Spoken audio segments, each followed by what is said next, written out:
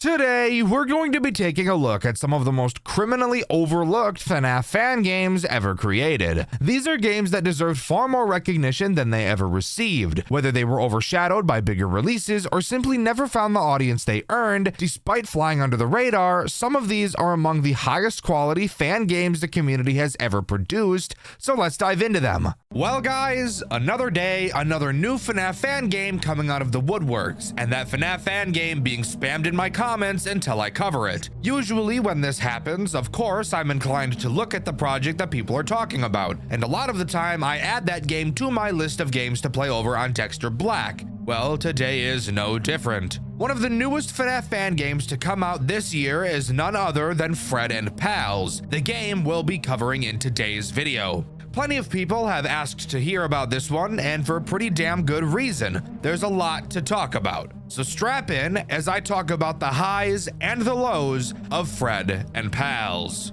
Wasting no time at all in detaching my balls and gently tossing them into night one, we already have a bit to talk about. Mainly the tools at our disposal, how they function, and why it makes me want to put my balls in a meat grinder. To start, we have several directions we can look in inside of our office. Obviously, we can look directly in front of us, to both sides of us, and of course, behind us. In front of us is our camera system. To our left and right, we have our doors, and right behind us is a power switch. But we'll talk about that later. What is important is this little handheld device we have, the SMU. While looking behind us or while standing next to either of the doors, we'll be able to pull up this device. While it's held, you'll be able to select any of the 4 characters in this game. And by holding down the trigger, we can shoot something in the direction we're aiming. What are we shooting? That I don't know the answer to. The device only has 3 shots in it before it needs to recharge, so we can't just be spamming this thing throughout the whole night. Unfortunate, I know, but I guess video game balancing will do what it has to do.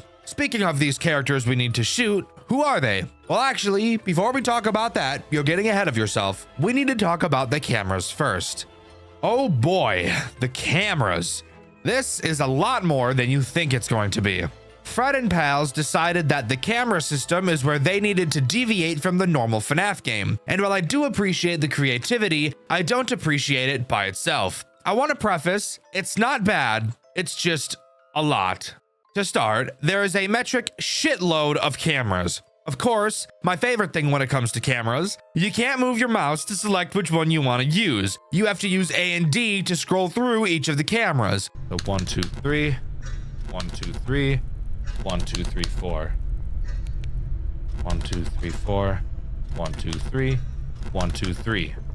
However, unlike most other FNAF games that use this mechanic, it's not the slowest thing on planet Earth. No, quite the opposite, actually. You can scroll through cameras so quickly that sometimes you'll surf through 2 on accident. It is incredibly easy to do this and will 100% lead to you getting lost as to which camera you're currently looking at, and figuring out how far away you are from the camera you actually want to look at. Speaking of looking at the cameras, let's talk about how fucking sick these ones look. They use night vision, which is why they're so green, but it also puts this crazy filter over them, which I think looks incredible. But hush up, I'm not done talking about how the camera controls. I know I'm all over the place with my explanations right now, but I don't care. You may be thinking while looking at these cameras, hey Dexter, these camera shots are kind of small. Why aren't the cameras scrolling back and forth? Fantastic question. The answer to that is you have to scroll them yourself. I'm getting flashbacks to late shift at Nintendo World. Please don't do this to me again. You have to click and drag with your mouse to scroll the cameras. But the best part, the cameras scroll in the opposite direction that you drag it in. So that's a bit disorienting to get used to, but get used to it, you must. The last thing to talk about before we move on to the threats, moving back to the doors, on top of being able to murk animatronics with our SMU, we can also close the doors like normal people. However, the doors are controlled with a crank of all things for some odd reason. No idea why, that seems pretty weird. But that means that the door can only be closed as long as you're holding it. But we'll get more into doors and how useful they are a bit later. For now, let's talk about the one threat this night introduces, Fluppy. Yes, by the way, I'm serious. That is actually this character's name. It's really just Bonnie, but the devs thought that the name changes in this game is what they needed to crack down on. Don't get me wrong, I love all the silly names in this game, but I do need to point out how silly they are. Fluppy's goal is to make it to your left door, just like Bonnie from FNAF 1. He will slowly creep through all of the cameras until he gets there. And this is where I want to mention how fucking nasty these characters look, especially the poses that they're put in on these cameras. Seriously, look at Fluffy, bro. Tell me it doesn't look like he's a child predator. He does. Child predator ass rabbit. Look at that. Look at that look in his eyes, dude. What do you think he doing on a regular basis besides grooming minors on Discord? Anyways, moving past that, once Fluffy gets to the storage closet and has a successful movement opportunity, he will enter the doorway to your office. However, you will not be able to see him in your doorway since it's too dark. This gives you a reason to be keeping track of him on the camera, because if you don't, you're going to get fucked up because he doesn't make a sound cue when he's at your door. When he is at your door, you need to pull out your gun, select Fluffy, and well, just watch what happens next. Boom, bitch!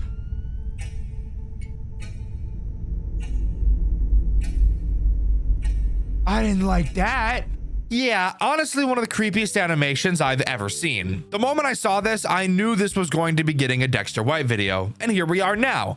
Once you shoot him, he will go back to the stage and the cycle will continue. Survive until 6 a.m. and we'll move on to night 2.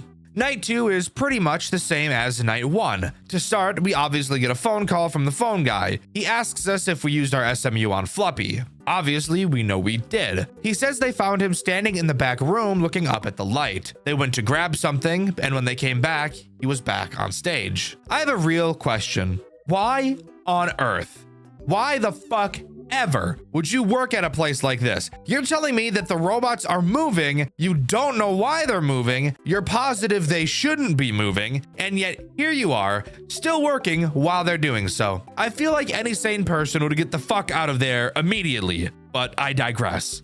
Night 2 introduces one new threat, that being Chica, or as this game calls her, Henrietta. Henrietta, as I'm sure you could have assumed, works in the exact same way as Fluffy does, except she attacks your right door instead of your left. Same rules apply to her. When she enters the doorway, which just like Fluffy, you won't be able to see, all you have to do is select her on the SMU and blast her ass and she'll go back on stage. This night did bring up a concern that I had, however, and that comes with the way the cameras operate.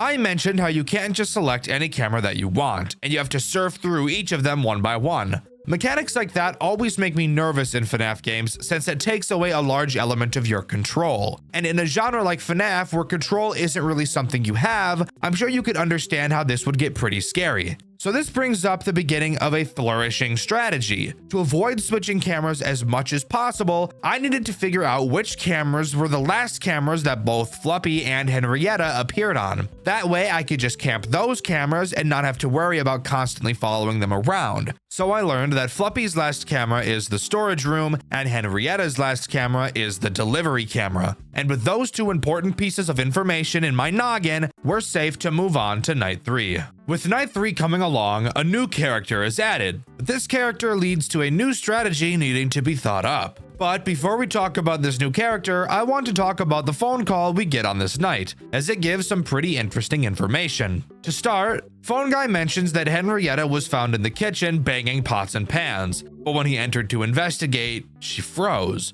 which I think is really fucking creepy. It's like some Toy Story shit. She only moves when you're not looking. He explains that she's supposed to do that during the day to make the kids think she's cooking, but during the night, it should be impossible. The second thing he brings up is their head technician who should be coming to fix this problem. His name is Will.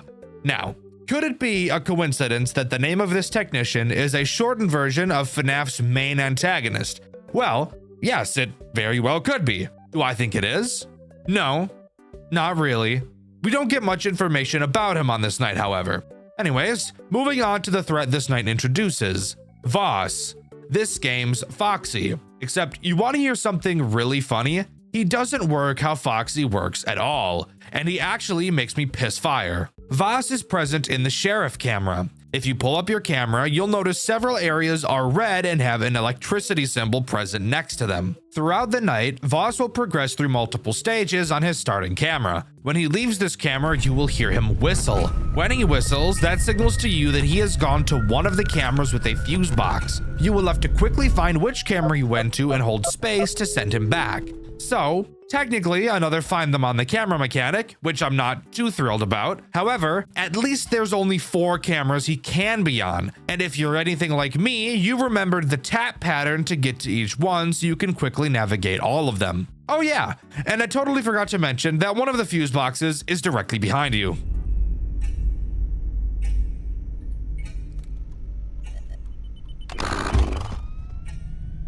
I totally forgot that my office has one of those too.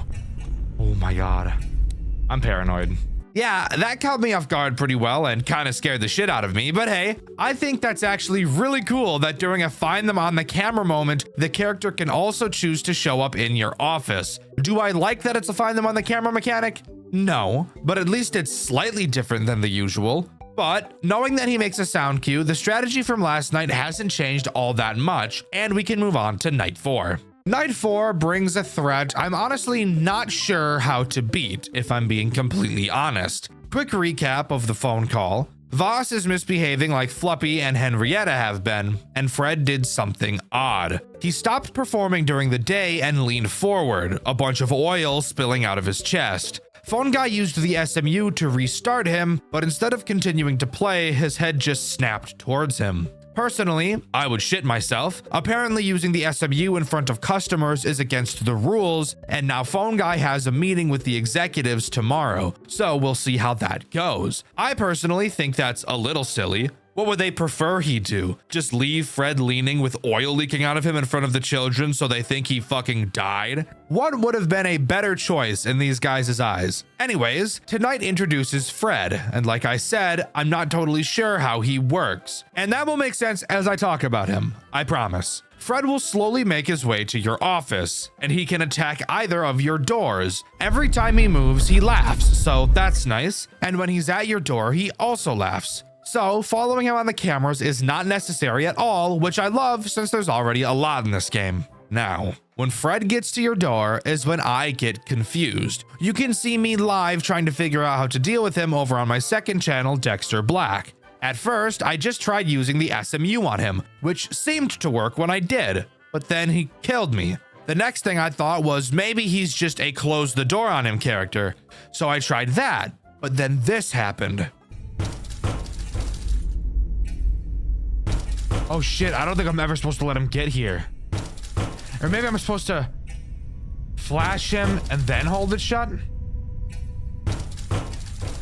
Oh boy, come on. Turn 6 a.m. right fucking now. Uh-oh. Please, Chica, be nice. Fluppy can't hurt me. That was so gay what I just did right there. So yeah, he'll just pound on the door for the rest of the night. And if you ever let go, you immediately die. So obviously in that clip, I beat the night. And with the way I now write my Dexter White videos, I haven't actually attempted night 5 at the time of writing. But if I had to guess, you have to flash Fred with your SMU, then close the door on him. But I guess I'll get myself confirmation on night 5. All right, night 5. The night I said I'd get confirmation on Fred's mechanic. I actually think writing the way I do bodes great for how shitty this game is at explaining anything. This night is the night I tried flashing Fred with the SMU and then closing the door. Spoiler alert, it did nothing. He still just pounded on the door the entire night. So that brings up the question, how the fuck am I supposed to deal with this guy? Well, I've got one more theory, but before I talk about it, let's talk about this night's phone call. Not much happens in it, but Phone Guy does tell us the meeting with the higher-ups didn't go well, and that he's getting fired. He said someone will be coming to collect his things, but they didn't tell him who. I find that odd because from everything that I know, you collect your things and someone is with you to make sure you don't, steal anything. That's how it went when I got let go from my previous job. So I find it weird that he doesn't even get to do that. He says that the building is closed to the public and explains that the only reason we're still here is because of a safety protocol. Now, I usually wouldn't question an explanation like that. However, Phone Guy laughs and says, "Yeah, right," after saying so. But he doesn't elaborate further. He says tonight is his last and that he'll be fired, so I doubt we'll be hearing from him tomorrow. Now, on to my theory on how Fred works. Throughout this video, you might have been wondering, Dexter, if you didn't know how to deal with Fred, how the hell have you made it this far? And the answer to that question is, I just got really lucky. I got very lucky that Fred only attacked me once on each of the nights he was present. I got very lucky that he only chose to attack near the end of the night. I also got lucky that Fluppy, hands down the most aggressive character in the game, happens to attack the same door that Fred chose to attack, so that while I held it closed for the whole night, Fluppy was unable to get in, and I'm incredibly lucky that both Henrietta and Voss chose not to attack me after Fred had gotten to my door. This is hands down the weirdest situation I've ever had while playing a FNAF game. I've never not understood how a character worked and still have been able to get through the nights with said character active. But anyways, my new theory on how Fred works is a sad one that makes my penis invert like a groundhog. I'm thinking you have to not allow Fred to ever get to your door by using the go back feature on the cameras to constantly push him back. Is this terrible?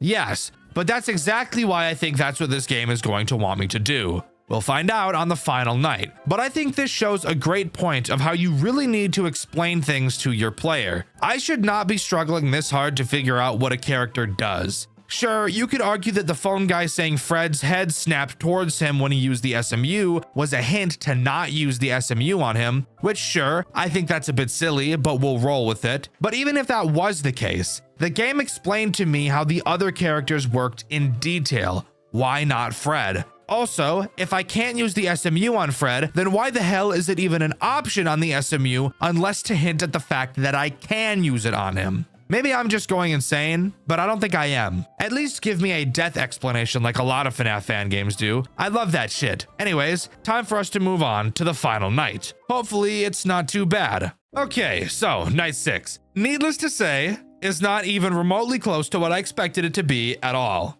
But that's not a bad thing. Kind of. Let me explain. This night begins with us getting another phone call. If you're anything like me, you may be wondering who could be calling us, considering the phone guy, whose name is Dan, by the way, I just never mentioned that, was fired. Well, a man by the name of William Afton is calling us. Remember that weird technician named Will I mentioned earlier? Yeah, it wasn't a coincidence like I suspected. William tells us he's been watching us throughout the 5 nights we've been here and tells us that our run ends tonight. This night serves as a semi-boss fight night, as once the night begins, you'll notice all of the animatronics disappear off of the cameras and are replaced by only William inside of the Spring Bonnie suit. You might be wondering where the rest of the characters went, and here's your answer. Ew. Hold up.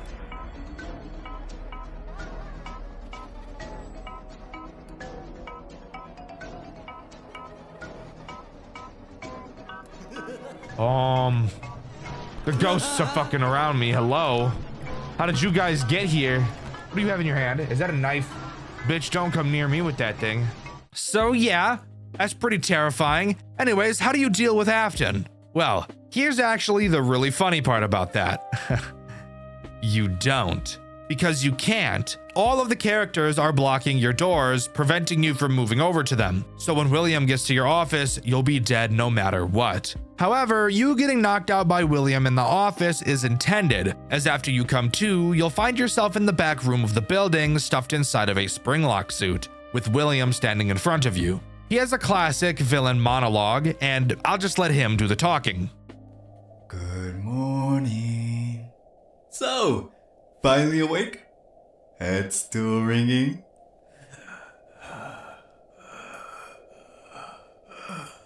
Do you feel that? The weight, the locks tightening? That's the sound of control. Every bolt, every spring. My design. They call me a monster, a murderer. But I built life. I give them purpose. The world out there forgets. But inside these walls, they remember. You'll join the show now. You'll keep them company. That's what you wanted, isn't it? To be part of something bigger. The difference between us, I learned how to survive it. And I will always come back. Thinking that we're going to be left for dead, we notice a phone on the desk in front of us. This night has us make our way over to this phone to call for help. However, we're obviously in a springlock suit, so that really isn't going to be a walk in the park exactly. We have 3 things that we can do during this section. We could walk forward slowly and lift either of our arms up. On the bottom of the screen, you'll see 3 rectangles on both sides. These are how many spring locks are in each of our arms. If all 3 go off in either, we lose. Also, if we walk for too long, our danger meter will turn red and the head of the suit will snap shut. Whenever you're holding up your arm, that arm's spring locks can't be activated. However, you can't lift up both arms at the same time. So you really have to balance which one you hold up while walking. Generally, this is the strategy. Hold up one arm and walk forward 3 steps. Switch arms and take another 3 steps. Repeat this process until the danger meter on the bottom of the screen turns yellow. Once it does, switch from taking 2 steps to only taking 2, since when the danger level is yellow, you can't really take any more than that. After completing all of that, we make it to the phone and call authorities. 911, what's your emergency? Fred and pals. Old site. Parts and service. The suit, I'm trapped. It's crushing me. Sir, stay calm. What is your name? Doesn't matter. Listen. There are bodies here. Kids. Inside the suits. Say again? He did it. The technician Will. William Afton. Is he present? Yes. Somewhere nearby. Locked me in. I tried to stop him. The rescue units are dispatched. Stay online with me and keep talking. The children. They won't let me go. Sir, what is that noise? Hello? Hello? Authorities have apprehended William Afton, former technician for Fred and Pal's Pizza Entertainment. Following an anonymous emergency call, authorities conducted a thorough investigation inside the abandoned pizzeria. They recovered the remains of the missing children, trapped within the animatronic suits, and also discovered the security guard's fate sealed within another suit. Evidence confirmed William's role in the horrifying events. With the truth finally revealed, the pizzeria was closed permanently and the community could begin to heal. Though the security guard did not survive, their courage brought justice. William Afton and his grim legacy will remain forever trapped within the darkness of Fred and Pals. And now, at last, the soul of the children find peace and can move on, freed from their torment, leaving behind a sense of calm and healing. And there you have it. With that, we get the good ending, and Fred and Pals comes to a close. Overall, I think Fred and Pals was very fun, albeit a short fan game, which there's obviously nothing wrong with. This game has such a recognizable art style, and I especially love the way the cameras look. This game was wonderful at building atmosphere, the gameplay loop is interesting enough with the length of the game, and the ending does something completely different, which is always super awesome to see. Also, if you were curious, since the final night isn't a typical night, I never actually got the chance to go against Fred again to see how he worked. And at the time of writing this, I still don't know exactly how to deal with him. But I honestly think it's a lot funnier if I don't tell you, since I never learned how it worked and I was still able to beat the game. My guess is that you have to push him back in the cameras, but unless someone in the comments explains it, I'll never know, and I think that's funny. I've been covering FNAF games for quite a while, and every time I find a super unique game, I think to myself, there's no way any other FNAF game is going to be able to top that in creativity. But then, like clockwork, I find another one, and the game we'll be talking about today is no different.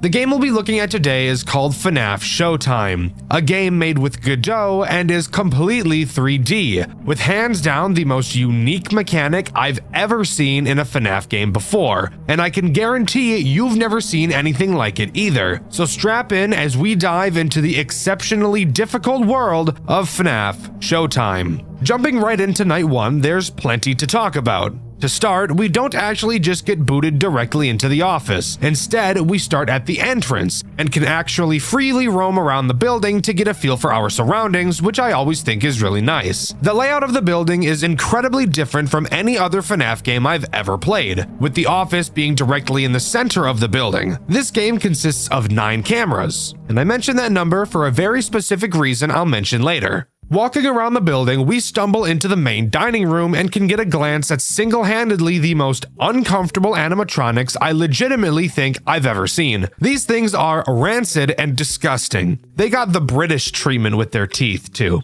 That's nasty. What the fuck? Oh my. Look at that pot belly, bro.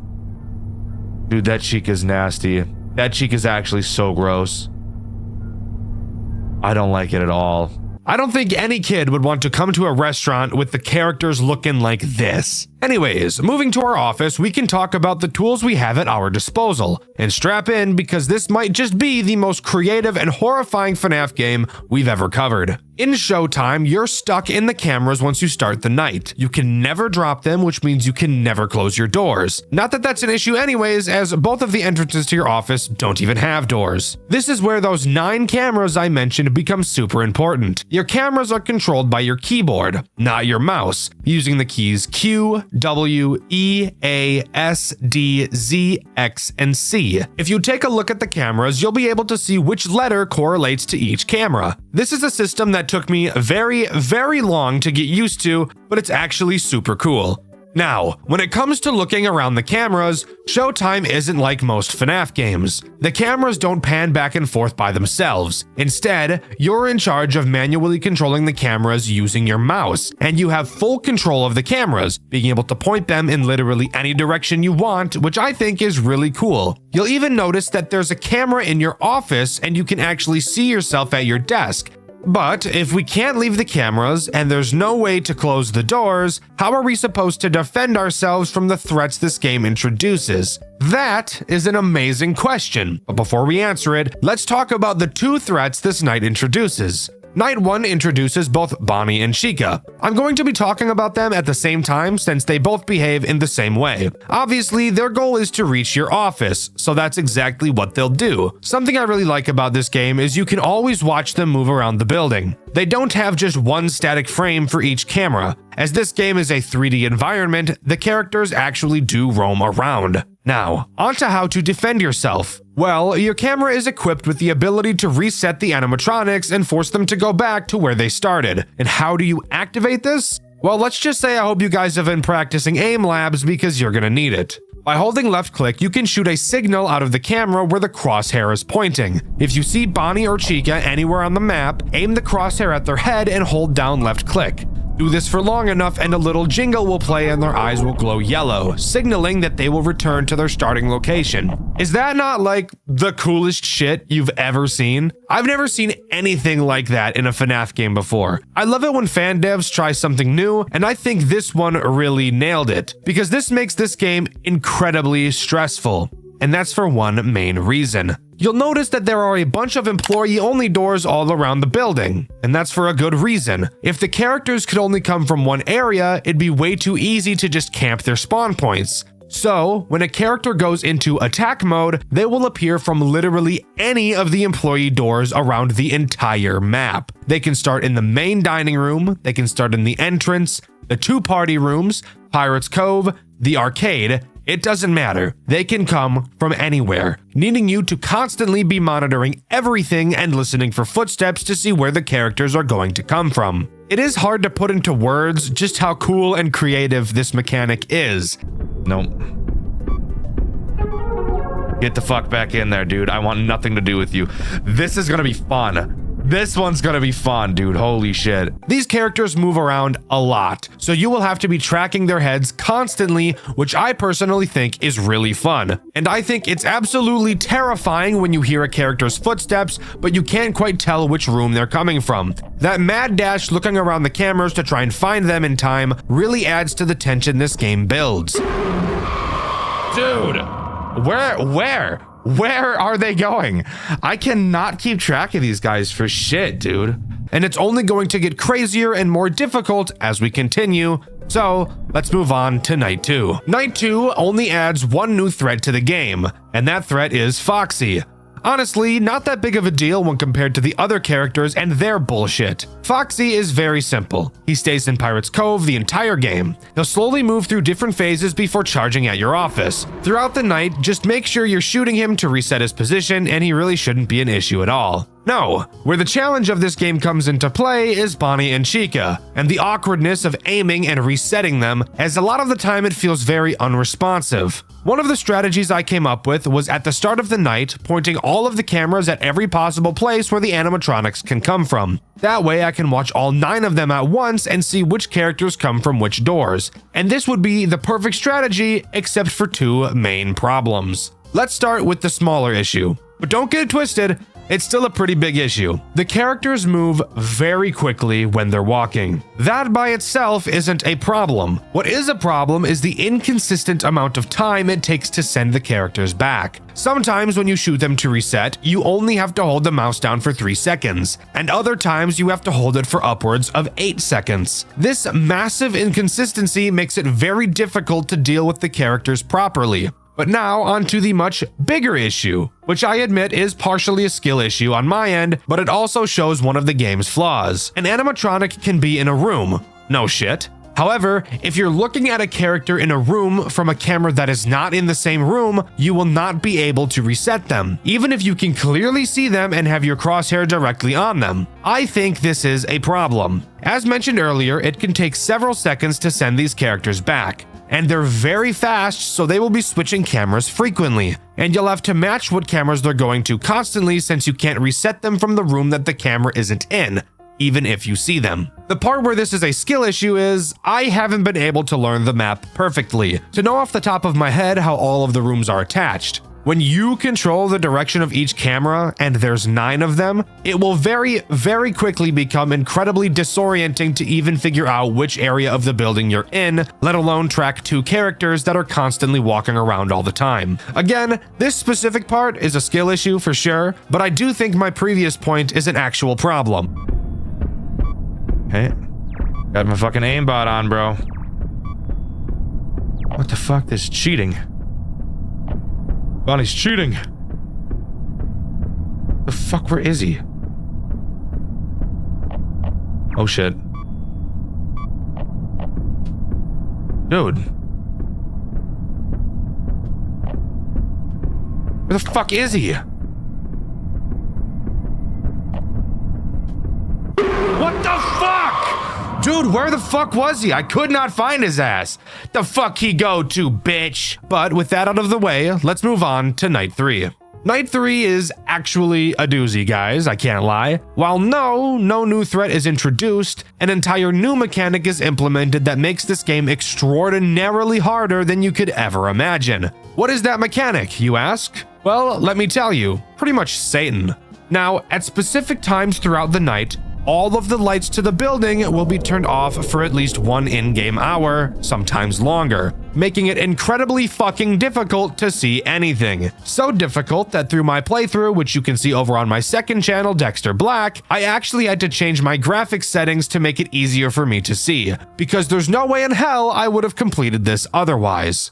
However, there is something I want to praise this game for when it comes to introducing this mechanic, as thankfully it didn't just drop it directly on your forehead like I do with babies. Instead, it makes the early half of the night incredibly easy. While the phone guy is talking to you and the lights are on, only Foxy and Chica will be active, making it very easy for the first 2 in-game hours. Once 2 a.m. strikes, the power goes out for the first time, and it will come back on at 3 a.m. During this time, still only Foxy and Chica are active, and Chica will really only attack 1, maybe 2 times at most. Only after the lights come back on at 3 a.m. will Bonnie become active and start attacking. Once again at 4 a.m. the power will turn back off, wherein it will never turn back on for the remaining 2 hours of the night. So you get time to get a feel for the lights being off by only having to deal with Chica, who moves far slower than Bonnie does, and then they ease you into dealing with both of them at the same time. I think this is such a good way of introducing such a debilitating mechanic. It doesn't feel like this game is just prying open my asshole and filling it with its saliva. It's properly teaching the mechanic without directly making you feel like it's teaching you. This is a perfect execution of a mechanic like this, and as much as I hate the lights going out, this game made me hate it Probably as little as I possibly could hate it, which I think is pretty cool. But with that new AIDS out of the way, let's move on to night 4. Night 4 is an interesting night, and another night that really shows off how wonderful this game is at introducing mechanics to you. With me just talking about how well the light function was introduced, this night has a brand new character so heinous, yet the developer was able to introduce them in a nice way, or at least as nice as possible considering how much this guy sucks. Night 4 introduces Freddy, the big kahuna himself. The role he plays is both very simple and the most terrifying at the exact same time. His goal is, of course, to get into your office. However, the way he does so is what makes him so scary. Unlike Bonnie and Chica, who wander around the building and then enter your office, when Freddy appears from a door, he will make a beeline directly for your office with no stops along the way. And Freddy is fast. Very, very fast. Freddy's music will start playing during the times he can attack. During the music, you'll hear him laugh. When he does laugh, that's how you'll know when he's about to open a door. So you'd better drop everything you're doing to focus on him, because once he exits one of the doors, you have approximately 6 seconds to deal with him before he starts digging in your butt. Now, I mentioned they introduced Freddy very nicely. How exactly did they do that? Well, Freddy activates while the lights are off on this night, so that's not very kind. However, during this Freddy attack section, both Bonnie and Chica will not be moving around, so this entire moment is spent focusing on Freddy as you understand how he works. Again, another beautiful execution of a mechanic like this. I dislike when FNAF games introduce a mechanic while everything else is happening with no explanation of how the character works. I think having the player figure it out on their own can be a good thing, but not while everything else is happening at the same time. Wonderful integration, but it makes me very scared for Night 5. Speaking of, let's move on to that. Night 5 overall doesn't add anything new. In general, it's just a much harder version of Night 4, and I'll explain why. Remember how I said that this game did a really good job of teaching the Freddy mechanic? Yeah, well on Night 5, let's just say they're not so nice. There are 2 blackouts on Night 5. The first is very kind. It lasts 60 seconds and consists only of Freddy, just like Night 4. That made me think for a moment, just a moment, this game was about to be very kind. But boy, was I wrong. The second blackout happens at 5 a.m. and runs throughout the final hour. During this final blackout, all 4 of the characters are active, and it's by far the most stressful section this game has ever had. I was skilled and based enough to beat it on my second attempt, but that's only because I'm literally the hunky chiseled god. 2 additional things to talk about on this night. The first is that it reveals another Freddy mechanic. That being, he can attack while the lights aren't out as well, except there is a big difference. Something you'll notice about Bonnie and Chica is that Bonnie is significantly faster than Chica is. During the lights out sections, Freddy will be Bonnie's speed, which is why he's so scary. But while the lights are on, Freddy will move at Chica's speed, still making him a big threat since he goes right for your office, but also makes him easier to deal with. The last thing I want to talk about before we continue is Golden Freddy. During my playthrough of Night 5, which you can see over on my second channel, Dexter Black, I actually had Golden Freddy appear. He appears in your office, and I didn't dare look at him with the office camera, but you can see I was looking at him through one of the party rooms. But with that, that's all Night 5 has to offer. I assumed there would be some form of cutscene after completing it, but no.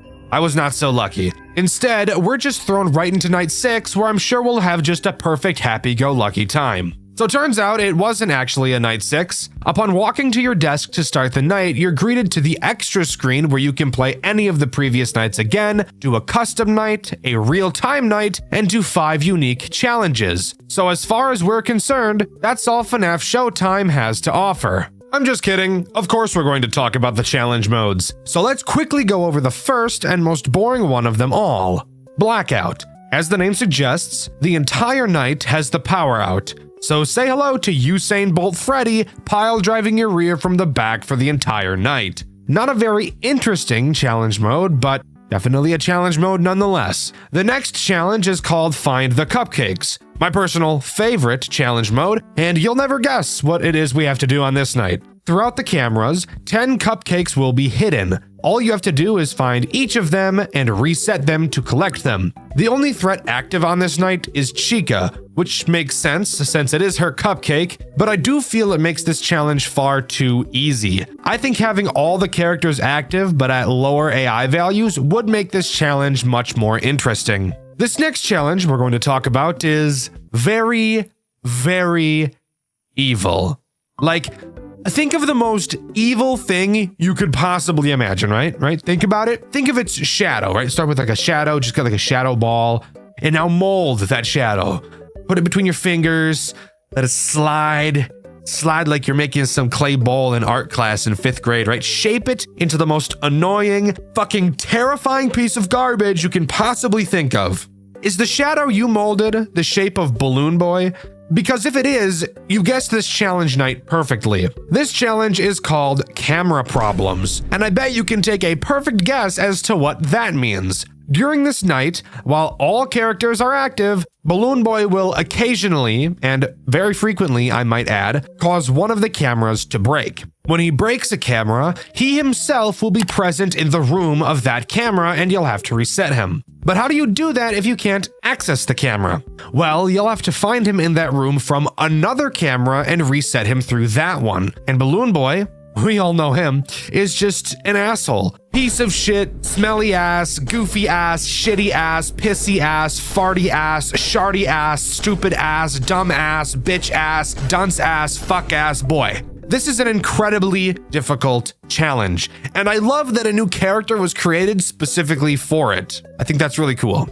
The next challenge is called Above and Below, and did something I would have never expected. All it does is add a brand new character alongside all of the other ones we've already been having to deal with, that character being Mangle, who is by far the most terrifying character of them all. You'll notice that above each employee door, you'll also find a vent. These vents are where Mangle comes from. And the challenge for Mangle comes from both her being on the ceiling and by being the fastest character in the entire game, even outspeeding Bonnie and Freddy. That's all this challenge is, but holy shit, Mangle is so fucking fast and it makes this challenge one of the hardest. But I still don't think it's quite harder than Balloon Boy's. The next challenge is called Divided Attention, and you'll be able to guess exactly what this night is going to offer the moment you load into it. That being the fact that you can hear a music box, and if you check the prize corner, you'll see a small music box on the counter.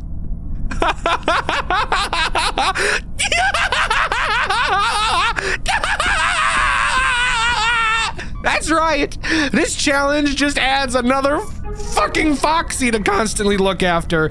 Isn't that just fucking amazing? Yeah, needless to say, I'd like to move on as fast as possible. But with that, that's all of the challenges that FNAF Showtime has to offer. And overall, I think FNAF Showtime is an incredible game. Even though there are only 4 characters throughout the main night sections, this game proves to be one of the most difficult I've ever played. Learning how to track the characters and prioritizing them is exceptionally difficult, but it's so cool. Remakes of the original Click Team FNAF games, something that is definitely pretty popular within the FNAF community. However, how many of them can you name that are actually memorable? FNAF 1 Remake, FNAF 2 Reimagined, Hopeless Pursuit. Sure, those are all titles that are definitely memorable for one reason or another, but the game we're going to be covering today I feel is very memorable. A game I only discovered recently and I really enjoyed. Today, we'll be talking about Five Nights at Freddy's Legacy, a recreation of the first FNAF game with so many changes, it's hard to tell that's even what it is. So strap in, because we've got a lot to talk about this time around. Join me today as we clap our cheeks into the world of Five Nights at Freddy's Legacy. Legacy does not begin in a very typical FNAF fashion. We begin in this red void of smoke, and a disembodied voice of who knows who speaking to us. They ask if they've reached us, and after confirming, they ask us the question, do you know what happens when the past gets infused with agony? After explaining that the answer is that it changes, they ask us one more question. Why did we drown in the lake? They say that we've disturbed its peace. Not knowing what it is, the voice tells us we've brought consequences. So this tells me that this disembodied voice is most likely Old Man Consequences, from referencing the lake, the literally saying consequences, to of course the red background. That's really the only line I can draw as to who this is. But with that, we're booted to the menu screen and we can really begin. But of course, this game is still not done being extra. Upon starting a new game, we get what feels like a teaser trailer for the game, but it's inside of the game. I have no idea, it's really goofy and unique and I like it. But would you believe me if I told you that even after that, this game is still not done being itself? Let's just say that, because it's not. Afterwards, we get an opening cutscene. Hello, my name is Ethan Caldwell, and tonight we continue our coverage of the developing case surrounding the mysterious disappearance at the recently reopened Pretty Fast Bear's Pizza. The public had been captivated by the case. The missing security guard, 25 years old Daniel Grace, had last been seen arriving late for work on Monday night. No official causes had been released by officials, but the bizarre circumstances of Grace's disappearance have fostered speculation. Tragic accident, or was something more sinister involving the recently reopened Pretty Fast Bear's Pizza? Very interesting opening cutscene. Voice acting, not terrible at all. Really setting the scene. I'm enjoying this. What happens next? Oh my god, we're still not done being extra. Okay, that's fine. I can work with this. After watching the cutscene, we begin outside of the building and actually have to walk inside and into the back room to start doing tasks before the night truly begins. As far as I'm aware, there's nothing interesting you can find while walking to this back room. Oh, yeah, fat motherfucker. Jesus. Ugly, yeah. So once we get there, we can explain the downloading log task minigame. It's very simple. You have two monitors. One monitor you can use to download the phone call for each night so that you can listen to it later, and you can also read some interesting information. The second monitor is a camera feed that auto-scrolls through the cameras in the building. All you have to do is download the phone call by clicking and holding, and if Bonnie ever comes into the back room with you, just hide under your desk until you hear him leave. Oh my fucking Christ! Oh my god. Hey, Bonnie's on the move again. Why are you looking at me like... He's giving me that dream angle, bro. And don't give me the dream angle, bro. Once you finish fully downloading the phone call, you'll be thrown into the night. But before we can talk about the night, we first have to talk about the lore information you can read. After the disappearance of Charlie, the Fredbear's Family Diner closes its doors for good. Finally, I'm tired of working in this place. The animatronics smell like rotten eggs. I hope they never open again.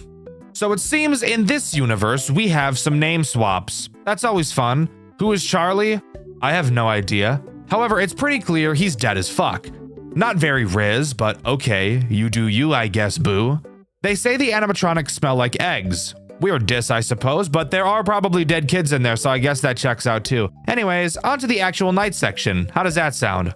Night 1 gives us literally the longest phone call on the face of the planet. Seriously, it lasts until 4:30 a.m. Please God kill me. Anyways, fuck what the phone guy has to say. I'm gonna do it for him. My voice is way better, and I know you guys have some odd things to say about my voice. Yes, I read every single comment I get, by the way, guys. Some of you are fucking freaks. Behave. Let's start by talking about your office because it is a little different from FNAF 1. You do still have 2 doors, so that's nothing new. On the left side, you'll be able to flash the light down the hallway and hold the door closed. Simple sugar. This is what I do to my Willy in bed. I just fucking rock it back and forth. I'm gonna shut up. The right side, however, is where things start to get a bit different. You'll notice there's no door. Well, uh-oh. Where the fuck did it go, huh? Well, joke's on you, there was never a door there in the first place. Why the hell would this company install a door on one side and not the other? I have no fucking idea. Someone clearly did the budget very poorly and they should be ashamed of themselves because this is just embarrassing. To compensate for no door, you can flash your flashlight down the hall and see a grand total of fucking nothing at all because your flashlight is actually ass. But who cares, right? Let's just hope we never have to use it. In front of us is a monitor that surprisingly is not our camera. On it, we have 3 options: reboot, alarm, and vent. I literally never once used the reboot menu, so I'm just gonna pretend like it doesn't even exist. The alarm and vent sections, however, are important, and I will explain them more once they become important. Anyways, who are the big bastards introduced on this night? Well, it's a remake of FNAF 1, so that should be pretty obvious. Night 1 introduces Bonnie and Chica. Don't click off the video! I promise they're interesting and do wildly different things than what they do in the original. I wouldn't be covering this game if they didn't. I promise. Let's start with Bonnie, since we've already encountered him in the pre-night minigame. Bonnie can attack both your left and right doors. Fuck. I was hoping we could avoid using the flashlight, but I guess I'll just put my balls in a vice grip then, who cares? Bonnie is a shy little autistic emo femboy and doesn't handle eye contact very well. So if you stare at the camera he's on for too long, he'll crank that Soulja Boy and knock the entire thing offline for the rest of the night. Which, by the way, the phone guy mentions that the repair for said camera will come out of our paycheck if that is to happen. And since we're living in FNAF world where we're making a whopping $100 a week, I highly doubt one of our paychecks would even be enough to pay for that anyways. So let's really try to prevent that from happening, shall we? If Bonnie chooses to attack your left door, you will be able to see him in the hallway when you use your light. From that point, just hold the door closed until you hear him bang on it, and congrats, problem solved, he'll go back to the stage. Bonnie's attack on the right door is a little bit more interesting.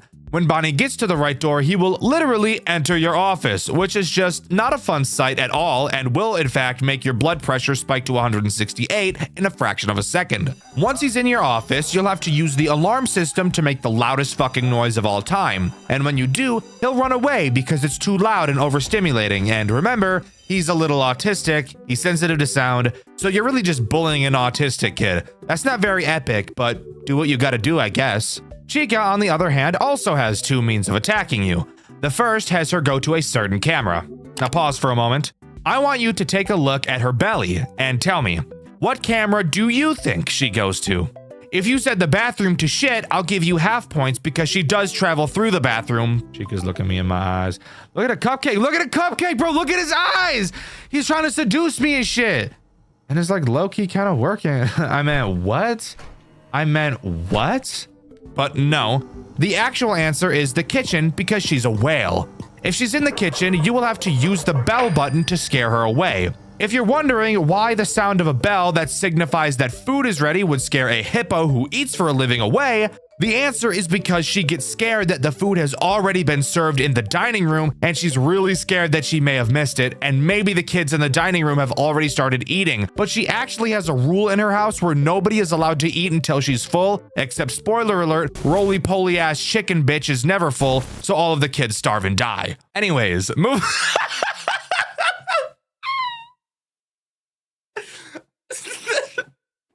The stupidest thing I've ever written.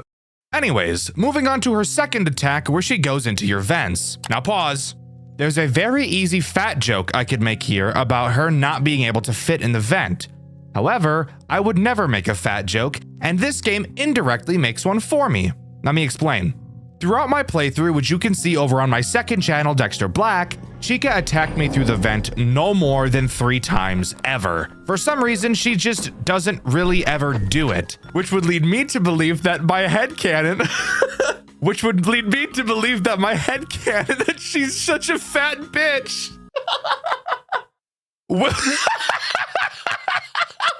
Which would lead me to believe that my headcanon that she's such a fat bitch that she's too scared to try and move through the vents would be correct. If you want to hear my alternative headcanon as to why she doesn't attack through the vents, even though she's programmed to, it's that she'd much rather go to the kitchen where the food might be. Pig ass fucking robot bitch. Anyways, if she does go through the vent, she'll make a sound cue, and all you have to do is use your monitor to seal the vent until you hear her leave. But hey, not so bad. Pretty easy to understand overall. With that, we complete night 1 and can move on to night 2. But of course, before we can start night 2, we have a pre-night phone call to download. Fuck actually talking about the minigame part, it's literally identical to night 1, and the remainder of the nights are as well. But we can of course talk about the lore we can read during it.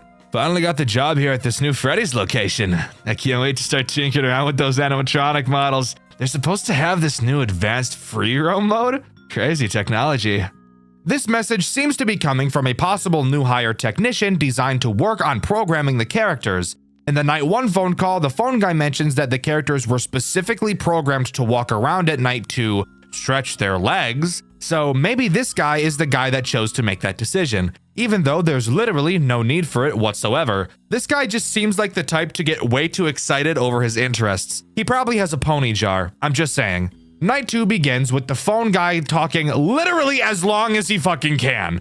This phone call lasts until 2:50 a.m. So that's just awesome. Anyways, who gets introduced on this night? Well, slow your roll, fucker. There's 2 things about the cameras I want to talk about first.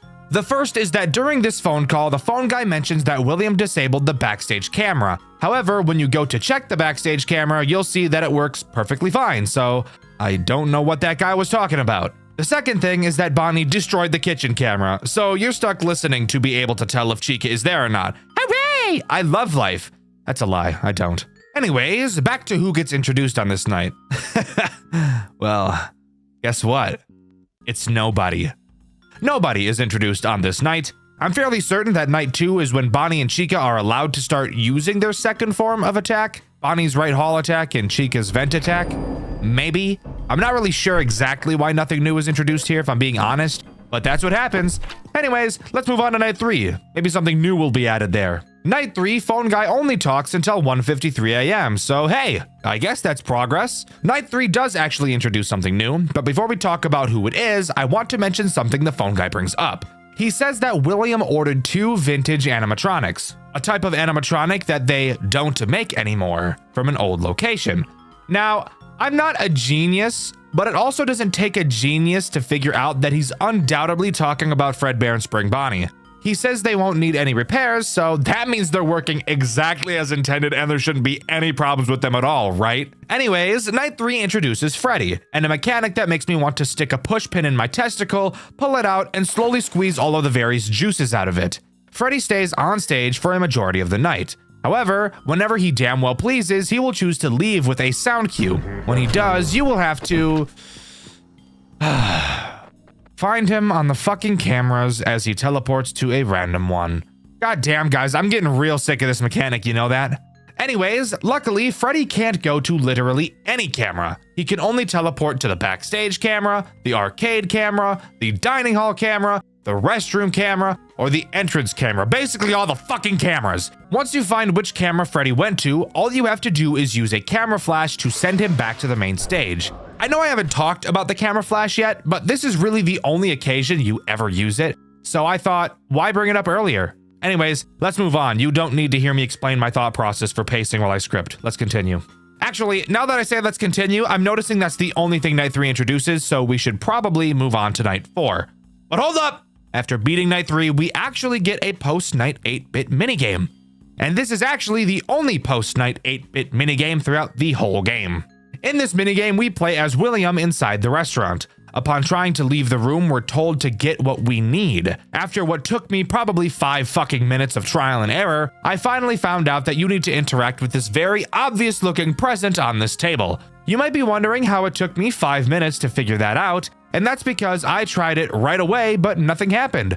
The hitboxes in this minigame are some of the most retarded, inconsistent shit I've ever seen. If I had to pick a least favorite moment from this entire game, it would undoubtedly be playing this minigame. Anyways, after opening the gift box, we get a knife and can exit the back room. Outside of it, we find a crying child asking for his parents. We tell him we know where his parents are, and upon following us to the back room, we fucking murder him, smiling the entire time. What if I just don't? Can I just choose to like not do that? Maybe that's a crazy ask. Okay, I have to. Damn! Based. Based. Everybody, it's based. Based and Riz. Based and Riz, bro. Anyways, on to night 4.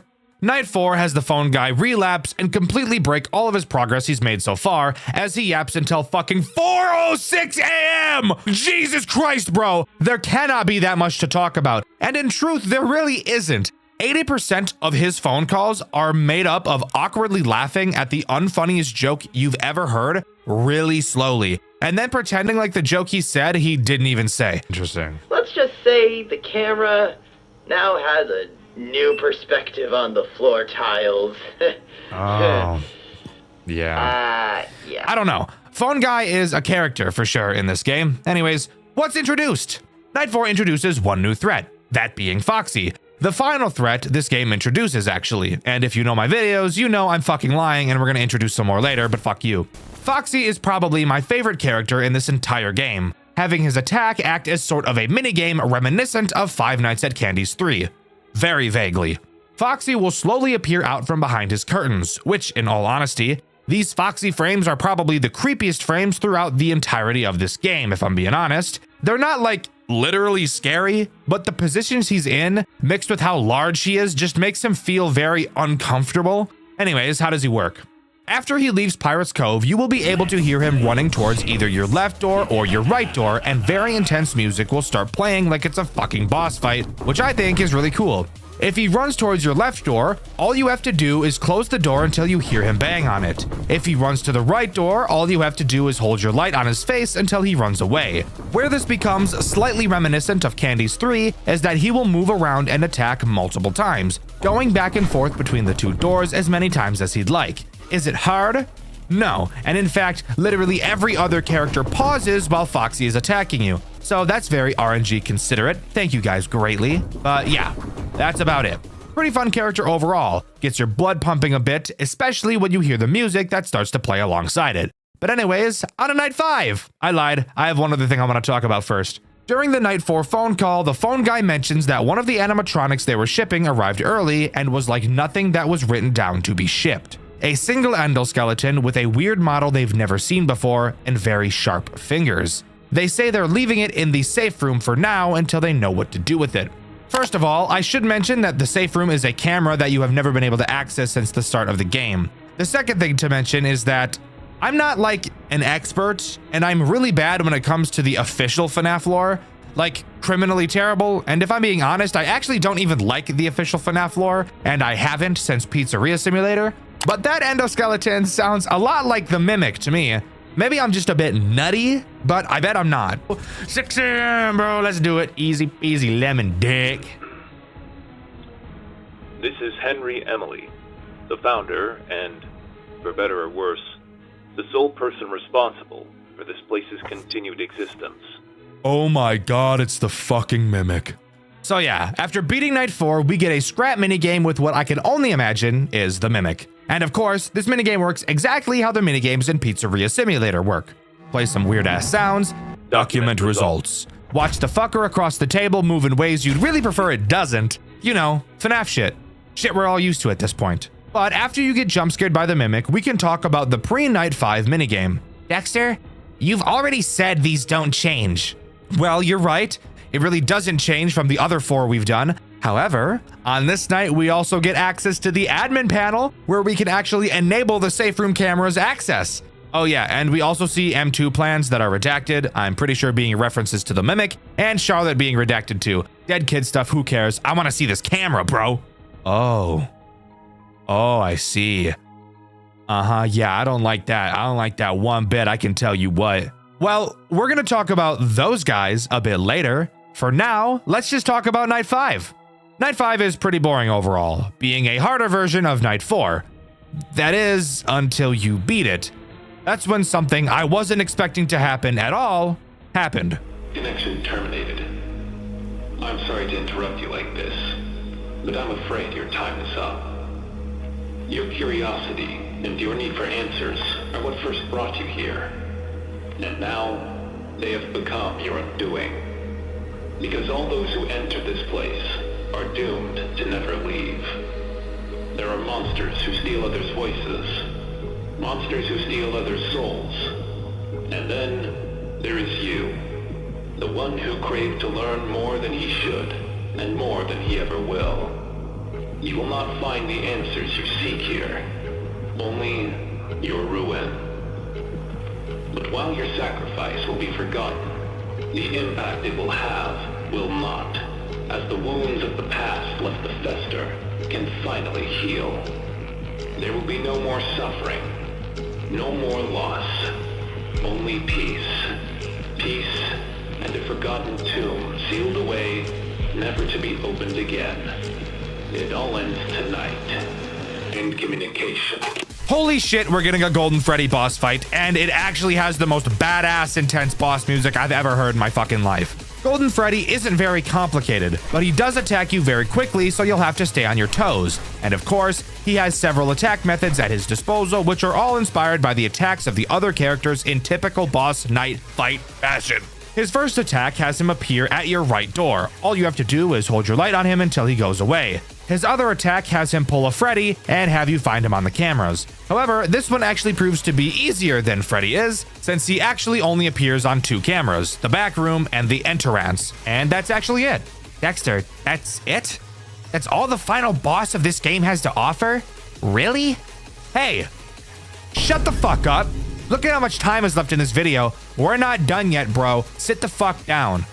About 30 seconds into the night is when you'll notice that all the other characters are still active. What the fuck?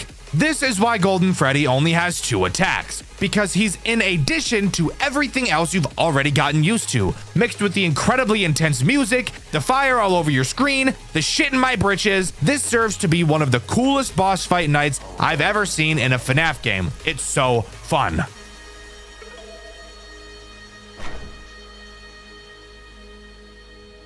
Good morning. I am Ethan Caldwell.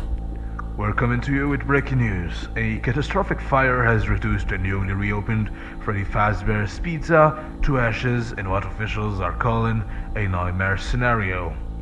Flames tore through the building just after 7 a.m., with witnesses reporting smoke so thick it blotted out the morning sun. Firefighters arrived, but the inferno had already consumed the entire structure. Authorities confirm all employees escaped unharmed, and thankfully, no customers were inside at the time. However, in a grim twist, investigators have revealed 2 disturbing details. First, the restaurant's infamous animatronic characters, along the centerpiece of the franchise, were completely destroyed in the blaze.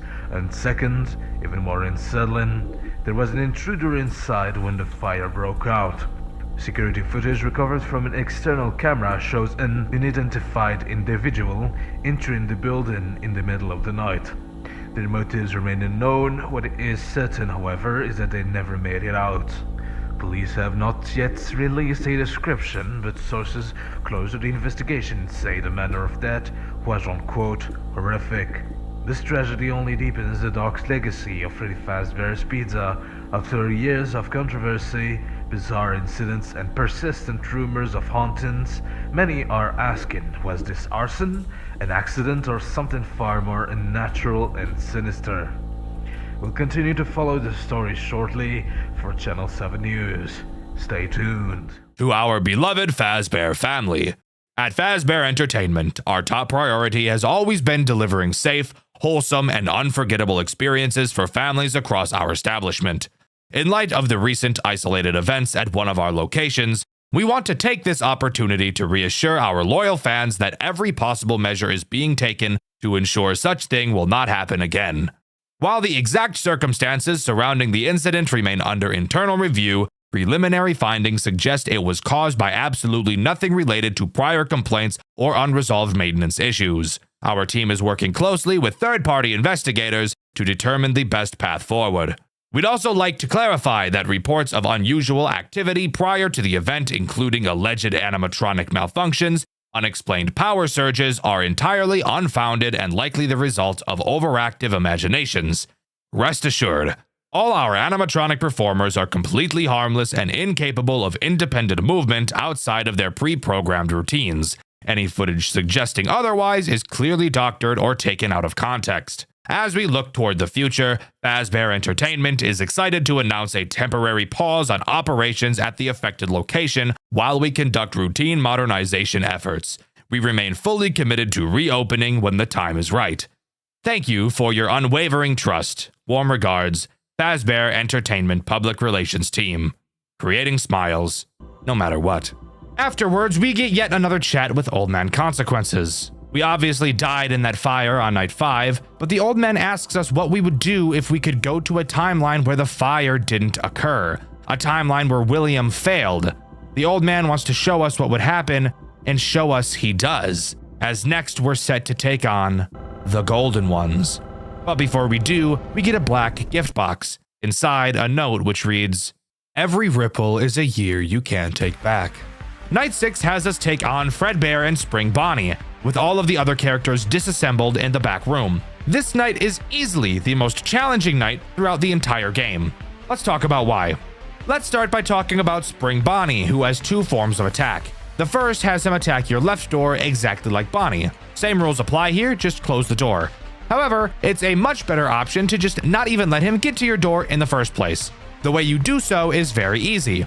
Whenever you flash Spring Bonnie on your cameras, he will go back to the stage. So you're obviously going to want to do that a lot. What about his second attack? Well, that would have him use the vents, which, by the way, unlike fat ass, fuck ass, dumb ass, bitch ass, dunce ass, stupid ass, dumb ass Chica, he will actually do very frequently, and he is incredibly fast in them. The moment you hear his vent sound cue, you need to drop whatever you're doing and focus on that goddamn vent, because he will rail you in your ass if you don't. But what about Fredbear? Honestly, he's easier than Spring Bonnie in every way, but he does cause two major annoyances in combination with Spring Bonnie. Fredbear tries to attack your right door, just like Bonnie. When he enters, play the alarm and he'll leave. However, when the alarm is playing, Spring Bonnie actually moves at a faster rate, which is just fucking awful. Also, it's probably a good idea to mention that Fredbear also attacks fast as shit. And actually, both of their aggression increases throughout the night, so near the end, you'll probably have Fredbear in your office all the fucking time. Hooray. But what about the other super annoying thing that Fredbear does? Well, Fredbear doesn't like being flashed and will disable any camera that you do flash with him on it, requiring you to reboot, which takes forever. The problem? Well, it's common for Spring Bonnie and Fredbear to appear on the same camera at the same time. And with how quickly Spring Bonnie moves, it's likely that the muscle memory to flash immediately will be built quickly. So if you're anything like me, you were accidentally flashing Fredbear a lot.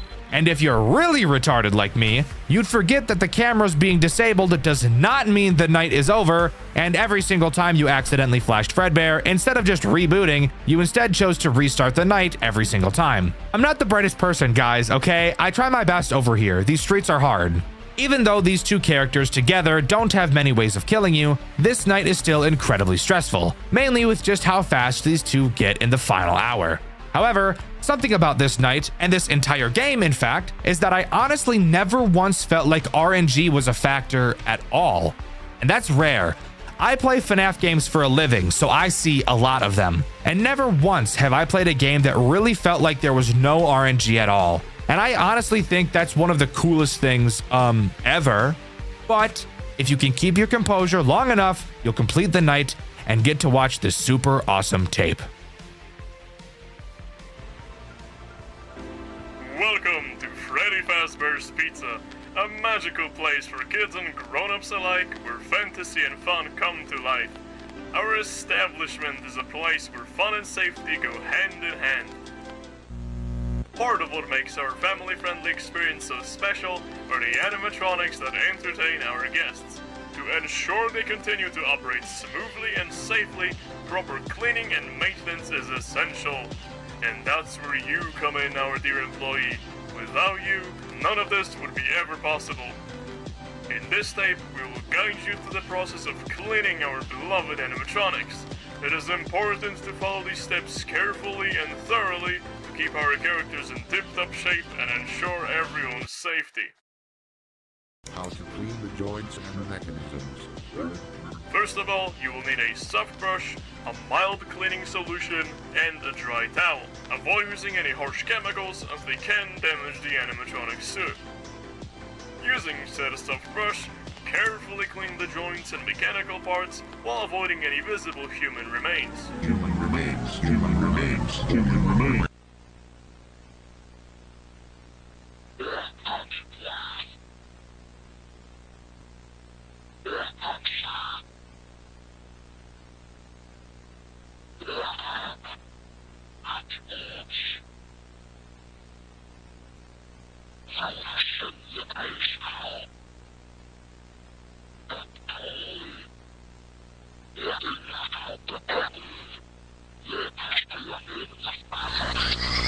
And once you finish cleaning, give yourself a pat on the back and a complimentary slice of pizza, and climb into the animatronic.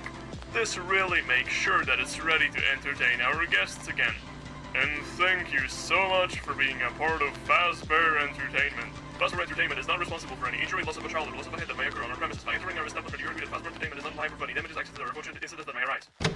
While I do find it incredibly unfortunate that I had to look at Fat Shit Toy Freddy for a majority of this tape, we do see some pretty rizzy stuff, like a redacted dead child probably, and of course the Golden Freddy scene, where he mentions there's a girl inside of him, most likely referring to the fact that there are two souls caught inside of the Golden Freddy suit. Something about this game that I really like is that there's so much additional, non-repetitive things added to it. The random 8-bit minigame, this tape, the salvage minigame, none of it was needed, but I think it's such a nice touch that it was chosen to be added anyways. After the tape, we get one final chat with Old Man Consequences. He asks if we wish to go back, if we're finally satisfied. He mentions how boring the present is and asks if we enjoyed the legacy. Nice name drop, by the way.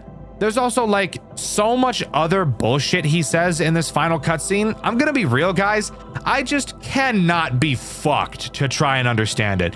There's so much random symbolic shit about like the lake being a mirror and being pulled out when you're choking from drowning in the lake, but the lake is a mirror, so what the fuck?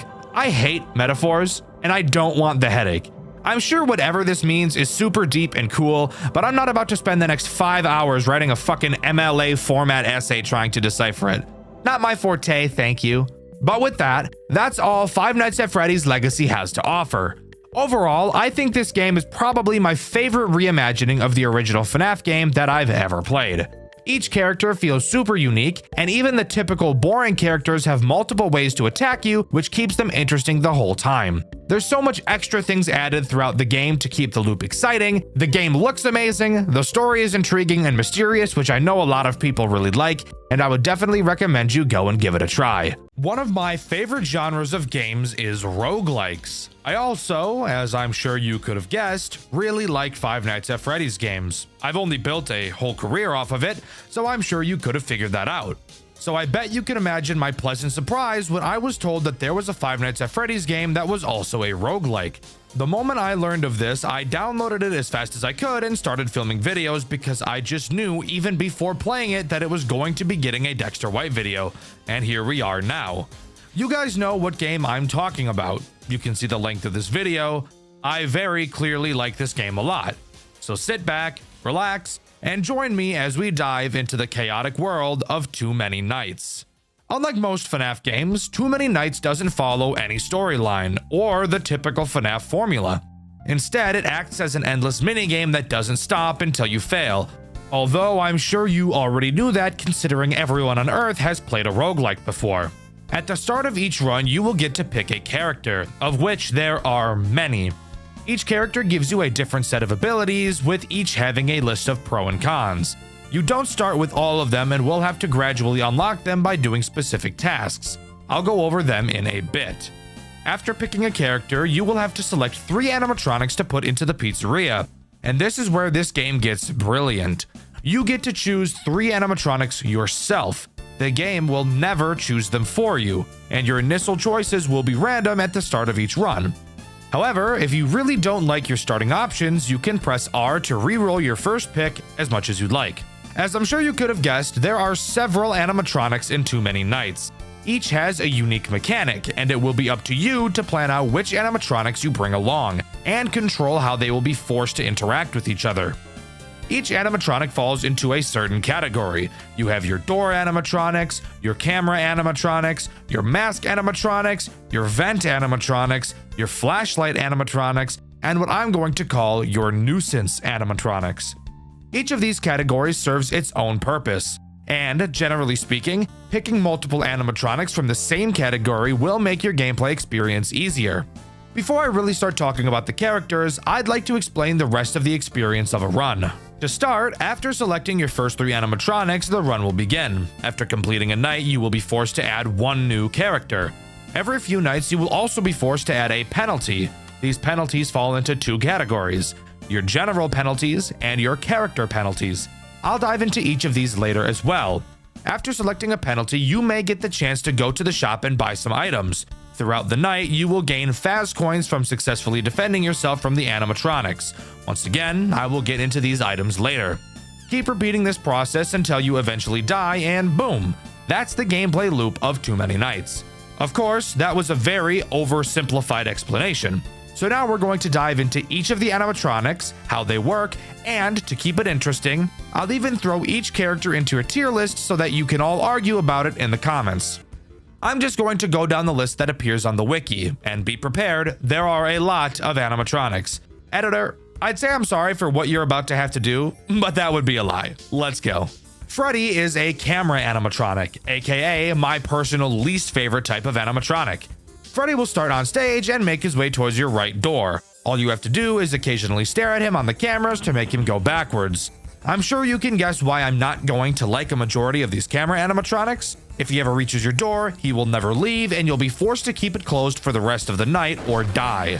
Freddy also has 5 penalties that have the option to be chosen when you have to select a penalty. The first is Mad Freddy, which will make you have to look at Freddy longer to make him go backwards. His second penalty is Branched, which gives him a chance to be able to attack your left door as well. And when you're playing this game, you will very quickly fall into a pattern, so having a character be able to switch up on you like this would very obviously throw you off. Stare Down is another Freddy penalty. This one is horrific. It makes Freddy never move backwards. Staring at him will only stall him. However, to compensate, he moves a lot slower, and the camera doesn't have to be up for you to be able to stall him. Invisifreddy is a penalty that I'm sure you could take a solid guess at what it does. That's right, it makes him fucking invisible. Isn't that great? Sure, a sound cue is added to his movements, but fuck that. That just sounds like AIDS. Finally, we have Nuh-uh, a penalty that's just so silly. When Freddy gets to your door, he will prevent the door from ever closing again throughout the rest of the night. Isn't that awesome? No, it isn't? Yeah, I know. Don't choose this one if you can help it. Overall, I'm not a fan of Freddy, but without penalties, he isn't the worst character in this game, so I'm going to give him a C tier. Bonnie is a door character, aka a character I usually like to pick. Bonnie starts on stage and makes his way to your left door. Once there, a sound cue will play and you'll have to close the door and stare at him on the camera until he goes away. Then you can open the door again. Incredibly easy character, however he does have 3 penalties. Cutting is a penalty that makes both Bonnie and Chica take shorter paths to your doors. Because of how easy both of them are to deal with, this penalty isn't too bad. Quiet Steps makes Bonnie and Chica not make sound cues while at your door, so yeah, fuck that. No other words need to be said. And finally, Flip Side is a penalty that will make Bonnie and Chica swap doors immediately after leaving the first door. Easily the second worst penalty these two have. Speaking of Bonnie and Chica, Chica is literally identical to Bonnie, except she attacks the right door instead of the left. And because of this, and how quick I am to pick these two, I'm putting both of them in S tier. Foxy isn't the worst character I've seen, but I did avoid choosing him for a very long time.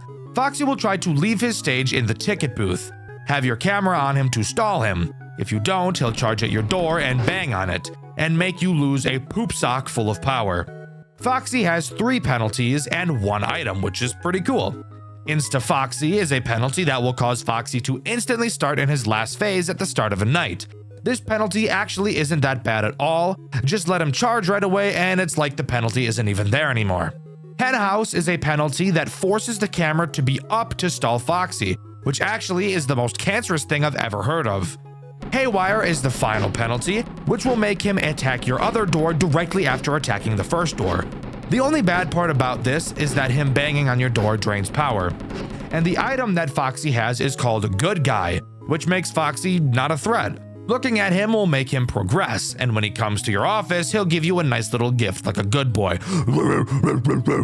Because of how much of a non-issue he is if you balance him properly with the other characters, I'm putting him in B tier.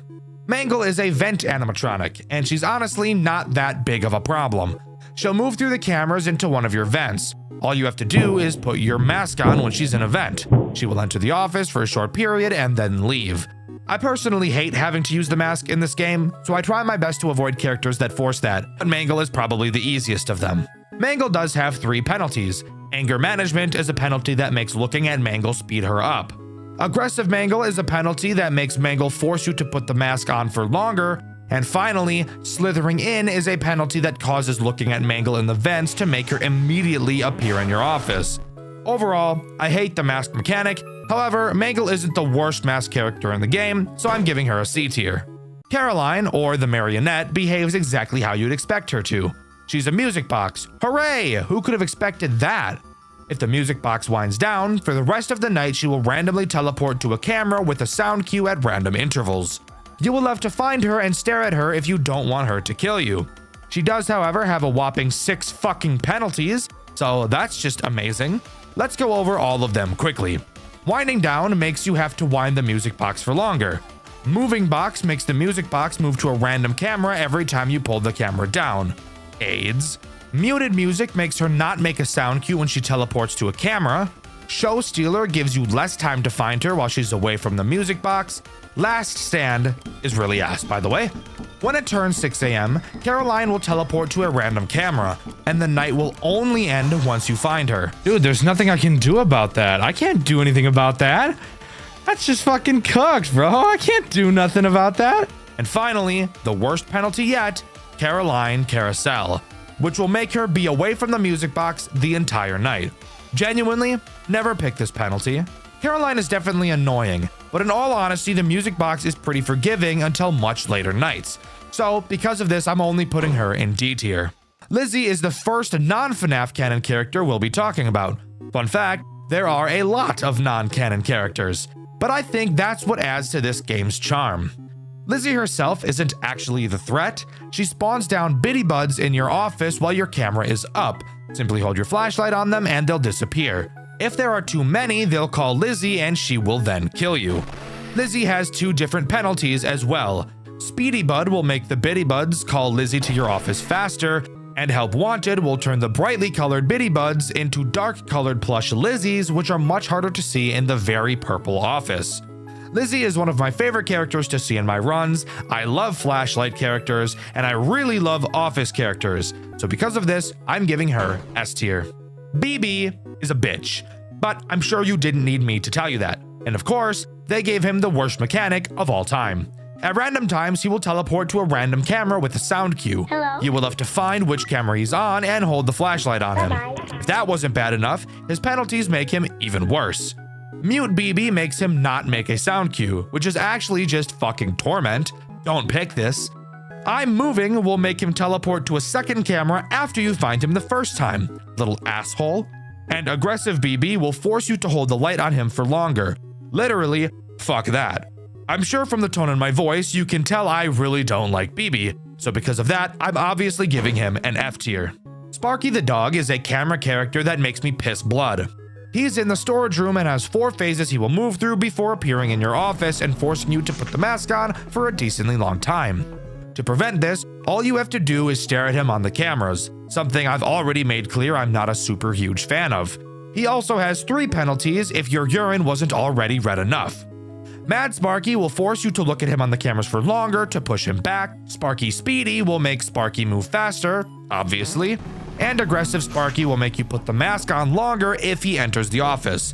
I don't like camera characters. I hate the idea of staring at a character to stop them. D tier. Percy Poodle, yes, from Playtime with Percy, is easily one of the best characters in the game. Being an office flashlight animatronic, all he does is have multiple phases in front of the big office window. He'll start pounding on the glass in his final phase, and you'll then have to hold the flashlight on him to make him go back.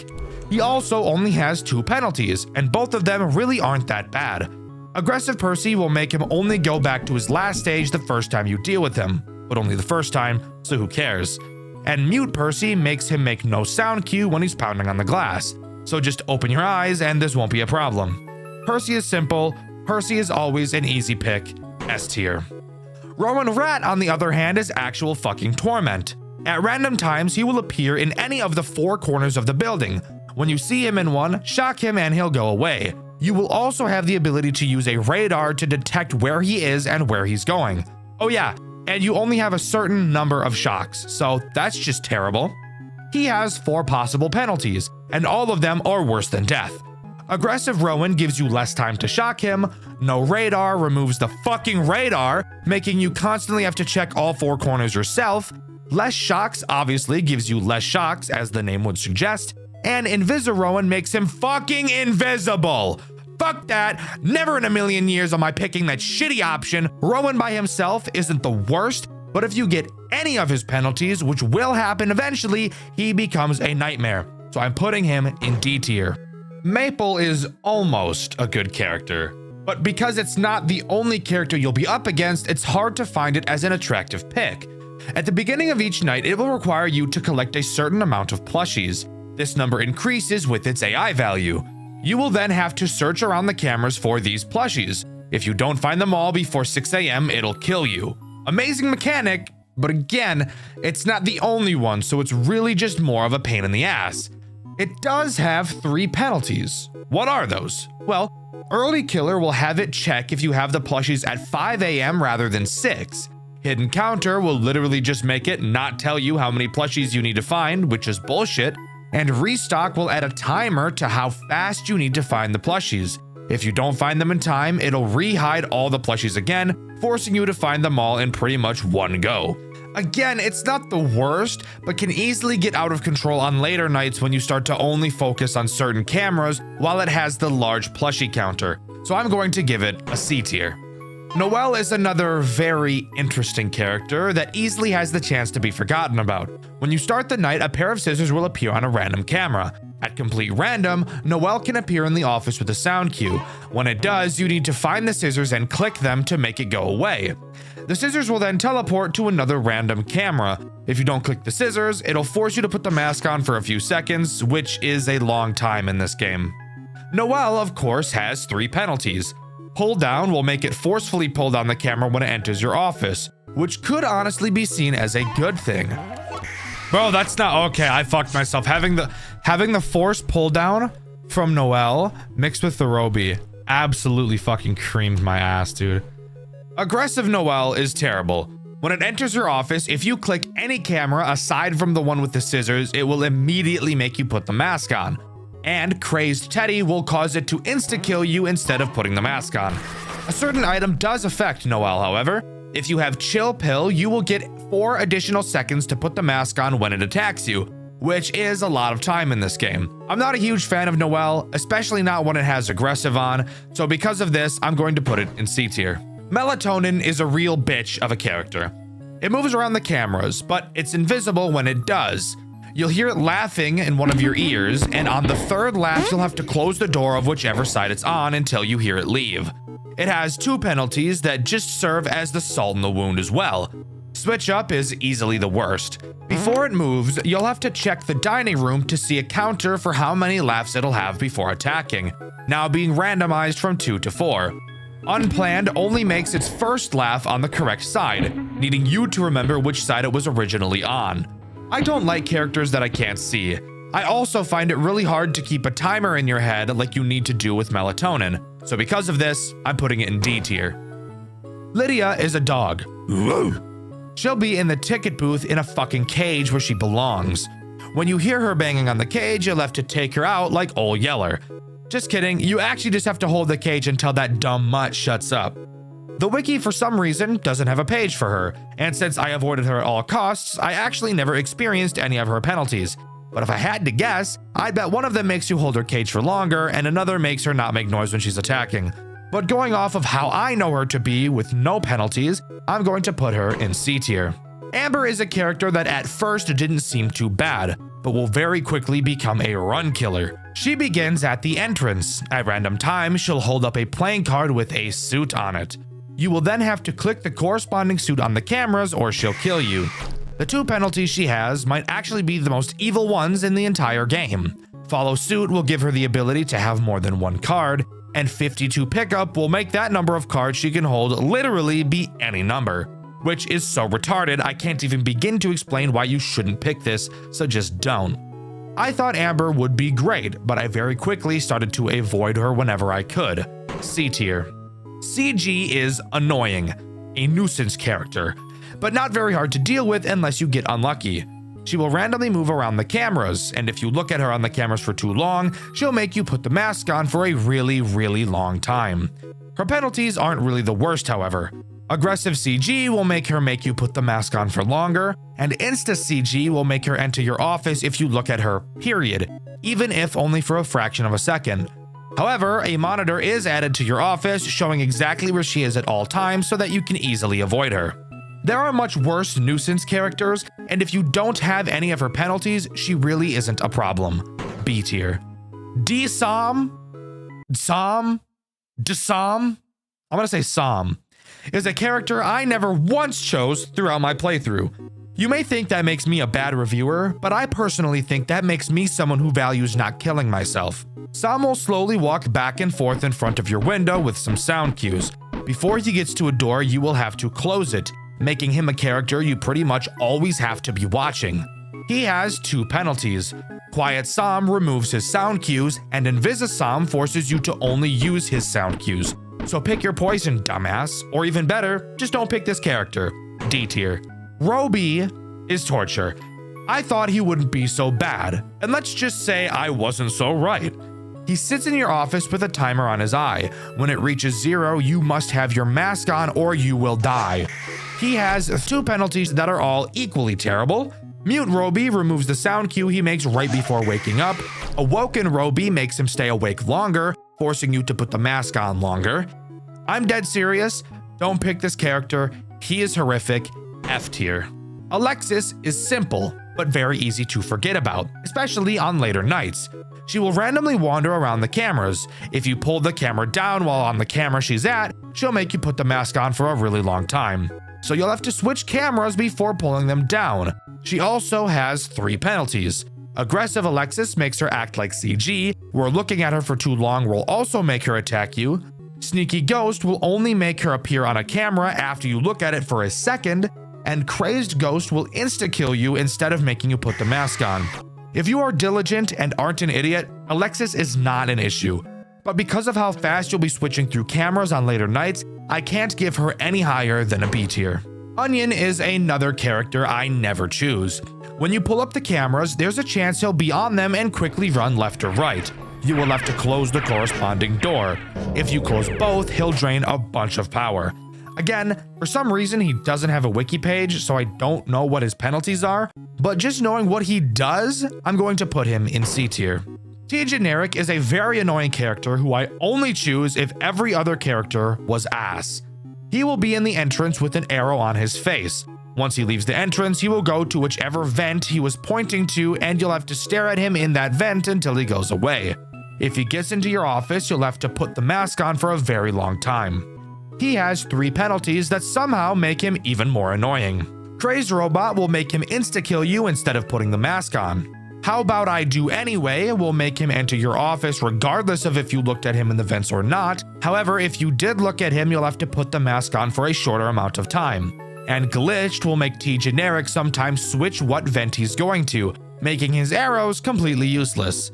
He's a character that breaks the rules and that breaks my balls. D tier. Kaiden acts in much the same way as T Generic. He'll start in the entrance holding a sign with an arrow pointing left or right. Once he leaves with a sound cue, you'll have to close whichever door he was pointing to. He of course has penalties that make him silent and make him go in the opposite direction the sign was pointing to. I've actually picked Kaiden multiple times because if you can avoid his annoying penalties, he's an incredibly easy character to deal with, since you can close both doors when you hear his sound cue for about 2 seconds and not have any additional penalties. A tier. The Ink Monstrosity is always an immediate pick for me. It starts in your office on the ceiling and slowly creeps down. Hold your flashlight on it to force it back up. The best part is it'll basically teleport all the way back up when you flash the light on him, but that's where his penalties come into play. Stubborn will make you have to hold your light on him, removing the loveliness of this character, but overall still isn't too bad. Head Start will make the Ink Monstrosity start halfway down in your office and won't be able to go all the way back up to the top. Easily the worst penalty this character has. I love this character, always an immediate choice for me. S tier. Robo Popcakes is a character I initially avoided, but eventually grew to really like picking. At random, he'll spawn on your cameras. Not a specific one, he'll just be an overlay. You will have to match up 2 patterns using the arrows on the overlay, and once you do, he'll disappear. If you don't do it in time, you'll die. This character is always one I liked choosing because of how likely I am to pick characters like Bonnie and Chica, because while I stare at them on the cameras, I can deal with RoboCake, killing 2 birds with 1 stone. He has 2 penalties. X = X minus 2 gives you 2 less seconds to align his face, and pop time will only cause time to progress when you complete a RoboPopcake's attack. Overall, even with max penalties, RoboPopcakes isn't a terrible character. A tier. Entity 12 is pure masochism. They'll start in the storage or maintenance and move down your hall. Watch them on the cameras to make it go back. If they get to your office, they'll make you put the mask on for a long ass time. And get this, the 2 penalties they add doesn't make it any better. Aggressive Entity 12 will make you put the mask on for the rest of the fucking night if it gets into your office. And Run Killer will literally start with it inside of your office and it will never leave. Literally fuck that, fuck this character, F tier. Mura is a character I'd highly recommend not picking if you have other characters that don't want you spamming through cameras, because you will have to be doing that a lot with Mira. Mira will be in the kitchen the entire night and will require you to feed her candy. If you don't feed her enough, you'll die. Candy will randomly spawn throughout the cameras, so you'll have to surf through them to click on them. The penalties she adds are brutal. Savory Tooth makes candy spawn less. Small Plate puts a small cap on the amount of candies you can hold at a time. And Sweet and Sour adds sour candies that will remove a candy from your candy counter if you click on them. So if you've been working your muscle memory this whole time and get this penalty, have fun clicking on every single sour one all the time. I'm not a fan of the camera surfing this character brings, and I'd much rather prefer to just ignore picking her. D tier. The Ringmaster is an interesting character. He'll randomly spawn on your cameras. When you see him, you'll have to flip the camera down and greet him in your office. If you switch cameras, he'll make you put the mask on for a long time. Crazed Magician is a penalty that will make clicking off of his camera just instantly kill you. And Masked Magician will make flipping down the camera always make you put the mask on, but for less time than usual. I don't love picking Ringmaster, but I will usually end up choosing him later in a run.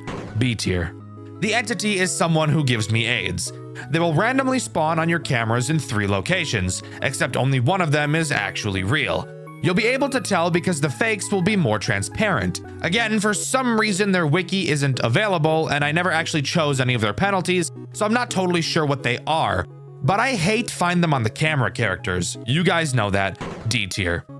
No VA is a character I only dealt with once, acting as probably the most nuisance characters of all the nuisance characters. No VA will randomly move around your cameras. You will have to avoid clicking on the camera it's on, or you'll have to put on the mask. On lower AI levels, the camera it's on will be marked with green, making it very easy to see. As the AI goes up, it'll get harder and harder, eventually becoming fucking invisible. And let me tell you, the penalties make it even worse, as I'm sure you could have guessed. Malware makes clicking on No VA's camera kill you instantly. Spamware makes No VA on multiple cameras at a time, and adware creates an adware window on your cameras. If you don't close it fast enough, it will force you to look at No VA's camera. I actually think this character is really cool, and I think that its penalties are actually super interesting. Aside from malware, that one is AIDS. I still don't love picking this character though, because I hate mask characters. So because of this, I'm giving No VA C tier. Moldy is a character that is a really good pick for early game, but late game will easily become a character you will forget about. Whenever you pull down your camera, there's a chance he'll be in your office. If he is, you'll have to hold your light on him for a while, or you'll have to put the mask on. He has 2 penalties. Aggressive Moldy will make you have to shine your light on him for longer, and Crazed Mold will make pulling up the camera while he's in your room instantly kill you. Again, early game, he's amazing, but you will very quickly forget about him once more characters start to get added, so because of this, I'm giving him B tier. Rita Rabbit is thick, but that's not important. What is how she works. She sits on her fat ass in the arcade slowly attempting to leave. All you have to do is hold the flashlight on her to make her go away. Honestly, not that bad of a character if you pair her with other arcade characters, which there is a decent amount of. She has 2 penalties. Aggressive Rita will make you hold your flashlight on her longer, and Cheeky Rabbit will make her move faster the longer you're not looking at her camera. If you know how to stack her with other characters properly, Rita shouldn't be a problem even if you have her penalties. A tier. Coral is another character that I love seeing as an option to pick. Coral will randomly appear at either of your doors with no sound cue, so you'll have to make sure you're paying attention. Simply close the door he's at and he'll knock, letting you know he's left. He has 2 different penalties. Blinding will make you additionally hold the flashlight on him for a while, and making sure will force you to have your camera down while the door is closed in order for him to leave. I love this character, he's super easy to deal with, S tier. Shrimp is another character that just makes me giddy with joy whenever I see her. Shrimp will occasionally spawn some shrimp food in your office on either side. Whichever side it's on is the side you have to close the door of until the shrimp food disappears. The 2 penalties she adds are easily some of the best to deal with. Big Shrimpin' is a penalty that will cause the shrimp food to have the chance to be really big. If it's really big, you just have to close both doors. And Small Shrimpin' gives the food the chance to have the lid off. If it is, all you have to do is close the door to the opposite side of the food. Shrimp is incredibly easy to deal with, she's satisfying to deal with, and she doesn't use the fucking cameras, which I love. Easy S tier. Worm is the next character we have to talk about, and I avoided this guy like the plague. I was very scared of how it was going to work, so I never actually ended up using it. Worm will start in the dining room and go down your right hall and will stay there until you open the door. When you open the door, it'll crawl through your office. Avoid looking at it either by using the mask or looking at the cameras until it leaves. It also has 2 penalties. Snail makes it move across the office slower, and Digger will make Worm add another bar of power usage while it's at your door. Worm just seems like a character that would completely disrupt the flow of the night, and because of that, I'm putting it in D tier. Kyle and Bob are the 2 next assholes I want to talk about, and these guys are weird, and also really shitty and confusing, and I don't fully understand them. Kyle and Bob are 2 separate animatronics, but they work in tandem. Both of them are vent characters. If Kyle, the yellow one, enters your vent, you have to look at him on the camera or he will enter your office and make you use the mask. If Bob is in your vent, you can't look at him on the cameras or he'll enter your office and make you use the mask. The only problem is, I was never able to figure out how to tell which one entered the vent. At first, I thought maybe they'd alternate and I'd have to remember, but then during one run, Kyle attacked twice in a row. So I'm thinking there has to be something I'm misunderstanding about these 2. Of course, they each have 2 penalties. Crazed Sun makes them instantly kill you if they enter your office, and Eclipsed will make one of them invisible while the other is in the vent. I tried to like these guys, but because I'm retarded and can't fully figure them out, they were never for me. D tier. Magi is a pretty interesting character. He will consistently walk back and forth in front of your window. At random, he will make a sound cue letting you know he's about to attack. Come on, go. When he does, you have to close the door to the side he's on, leading to you needing to keep track and remember which side he's on at all times. This isn't too bad for someone like me who tries to be able to stay in the office as much as possible. Magi has 3 penalties. Reach around will change the way his sound cues work. If he says surprise or you won't see this one coming, you will then need to close the door to the opposite side he's on. This can be confusing for obvious reasons. Do it myself is a penalty that will make Magi attack the opposite door whenever you deal with his puppet the first time. And Invisimagi makes him fucking invisible, as I'm sure you could have guessed. Magi is not my favorite, but I have no problem picking him later in the run when things are getting tight. B tier. Mallory, on the other hand, is torture.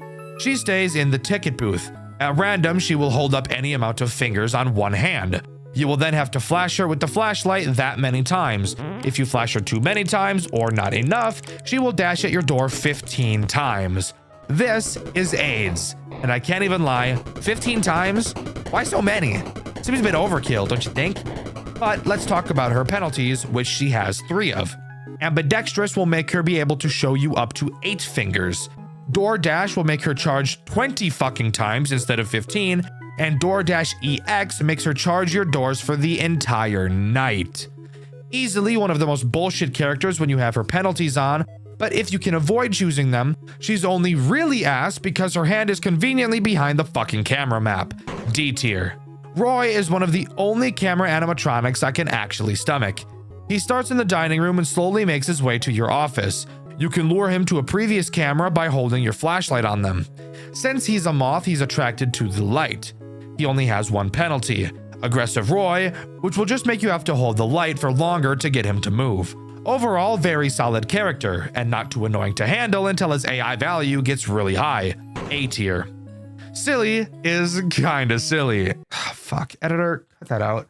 Silly is my favorite vent animatronic. He moves around the cameras, who gives a fuck? Eventually, he'll enter one of your vents. When he does, all you have to do is hold the flashlight on him before he enters your office and eats your butt.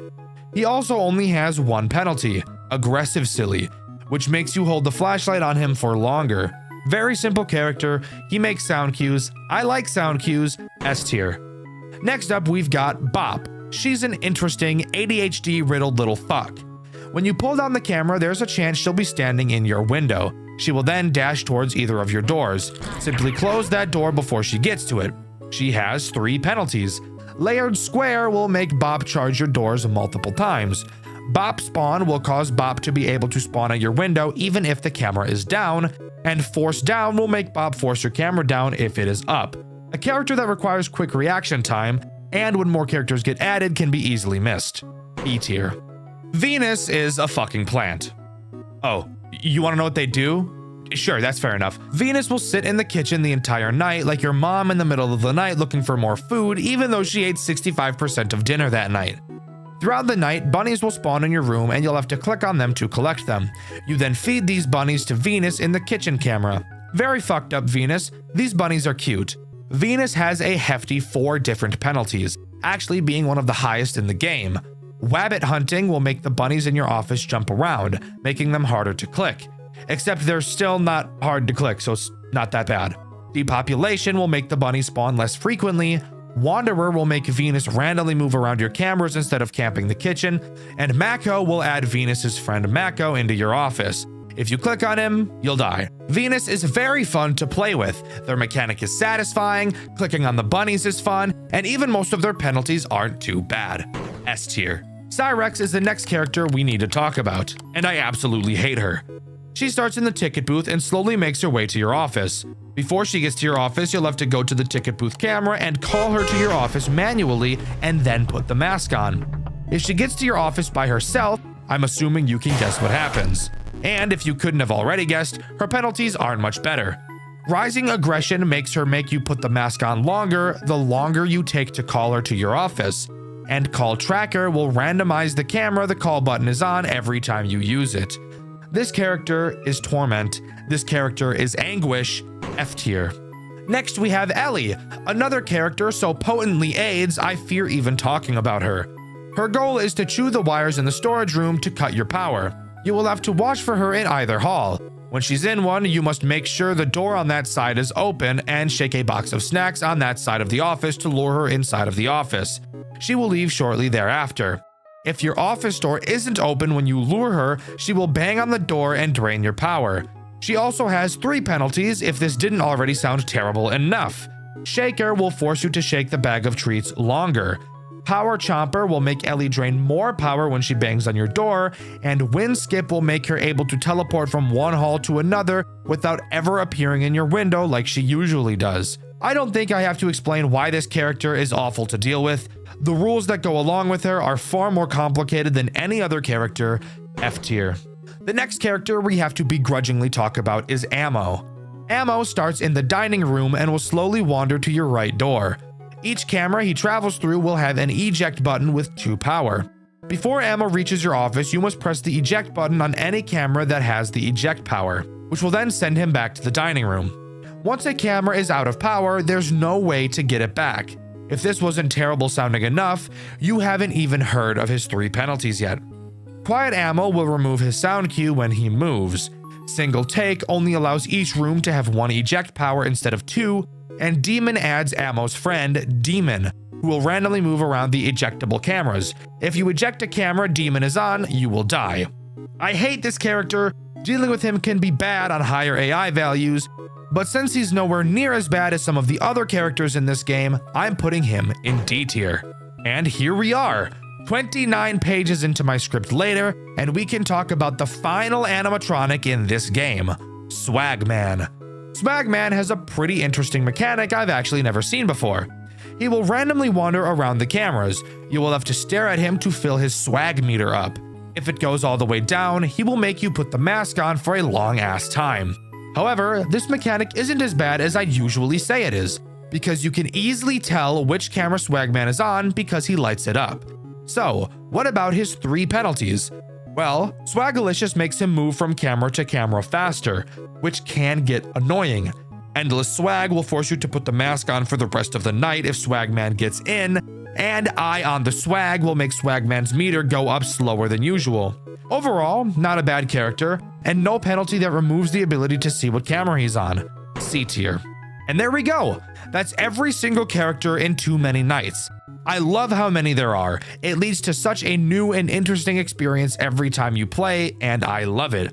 But now I'd like to mention the general penalties that aren't specific to any character, as there are a few of those as well.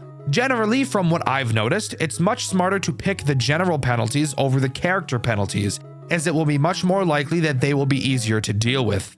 Overtime will make each hour of the night last 2 seconds longer, and you can actually have 2 overtime penalties active at a time. Less power will, as the name suggests, make you start each night with less power, 10% to be exact, and you can have 3 of these penalties. Less room is a penalty that will give you 1 less option when selecting animatronics, and you can have 2 of them. All-Star will make the next enemy you add start at max AI value. Stranger Danger will add a random character you don't already have at a very low AI value, and Midnight Motivation will make all characters' AI value increase at 3 AM. All-Star, Stranger Danger, and Midnight Motivation are probably going to be penalties you always want to avoid, but I personally don't think the other characters are that bad. Next up, I'd like to talk about the characters that you can unlock to play as, because if you remember, each character has different pros and cons for you to choose from. To start, each character has a different amount of lives they'll start you with. Getting jump scared by an animatronic will cause you to lose one of these lives, giving you multiple opportunities if you mess up. And of course, I'll be putting these guys on a tier list as well. The first character you will have by default is Michael. He gives you 3 hearts and has no abilities. He's as basic can get, really. D tier. You also, by default, have 3 other much more interesting characters. The first being Elizabeth. She gives you 4 hearts and forces the enemies to have their AI values increase slower. But as a con, you'll receive half the amount of coins you'd usually get. The low AI value honestly makes her pretty valuable, but of course, never being able to buy anything is never fun. C tier. Evan is the next auto-unlocked character. He gives you 3 hearts, makes all enemies start on a higher AI value, but to compensate, nets you 1.5x more coins, which will be nice for when we talk about shops later in the video. High AI values are never super great, especially if you're dogshit at FNAF games like I am, but overall he is nowhere near the worst character to choose. C tier. Cassidy is the last character you'll unlock by default. She only gives you 1 heart and makes every single enemy start at maximum aggression, and forces you to pick a penalty every single night. She also will never allow you to see shops. Instead, you can use your money to remove penalties in animatronics. I don't care that you can remove things. Having to pick a penalty every night whilst also only having 1 heart is pure AIDS. F tier. Henry is the first character on the list to unlock. However, you can unlock them in pretty much any order you want. Henry is unlocked by beating at least 1 night while using Michael, Elizabeth, Evan, and Cassidy. Something that should be very easy to pull off. He gives you 3 hearts and gives you way more options when picking enemies, penalties, and shop items. However, you will be forced to pick more enemies and more penalties.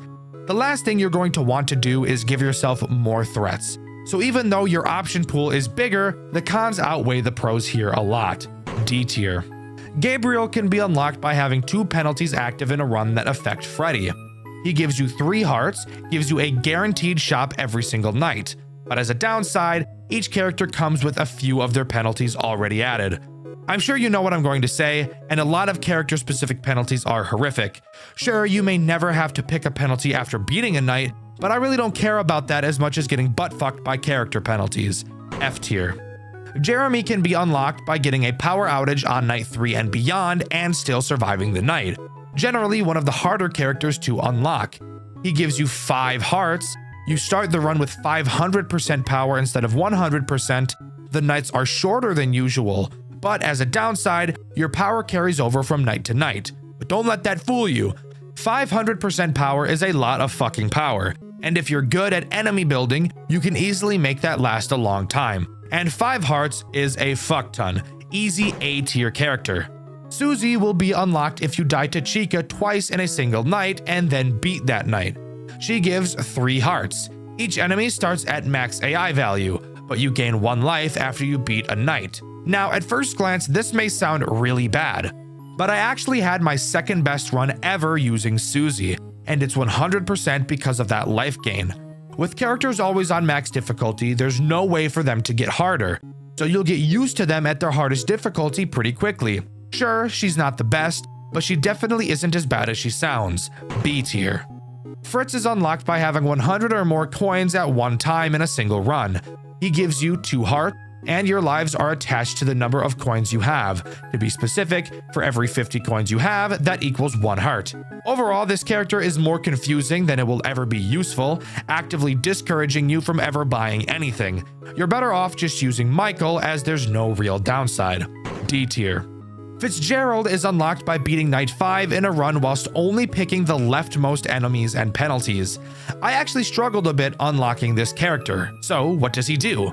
Well, you start with 3 hearts, and each enemy and penalty are randomized each night, meaning the 3 enemies you pick on night 1 will be different on night 2, and you can also pay to reroll, as well as getting a shop every single night.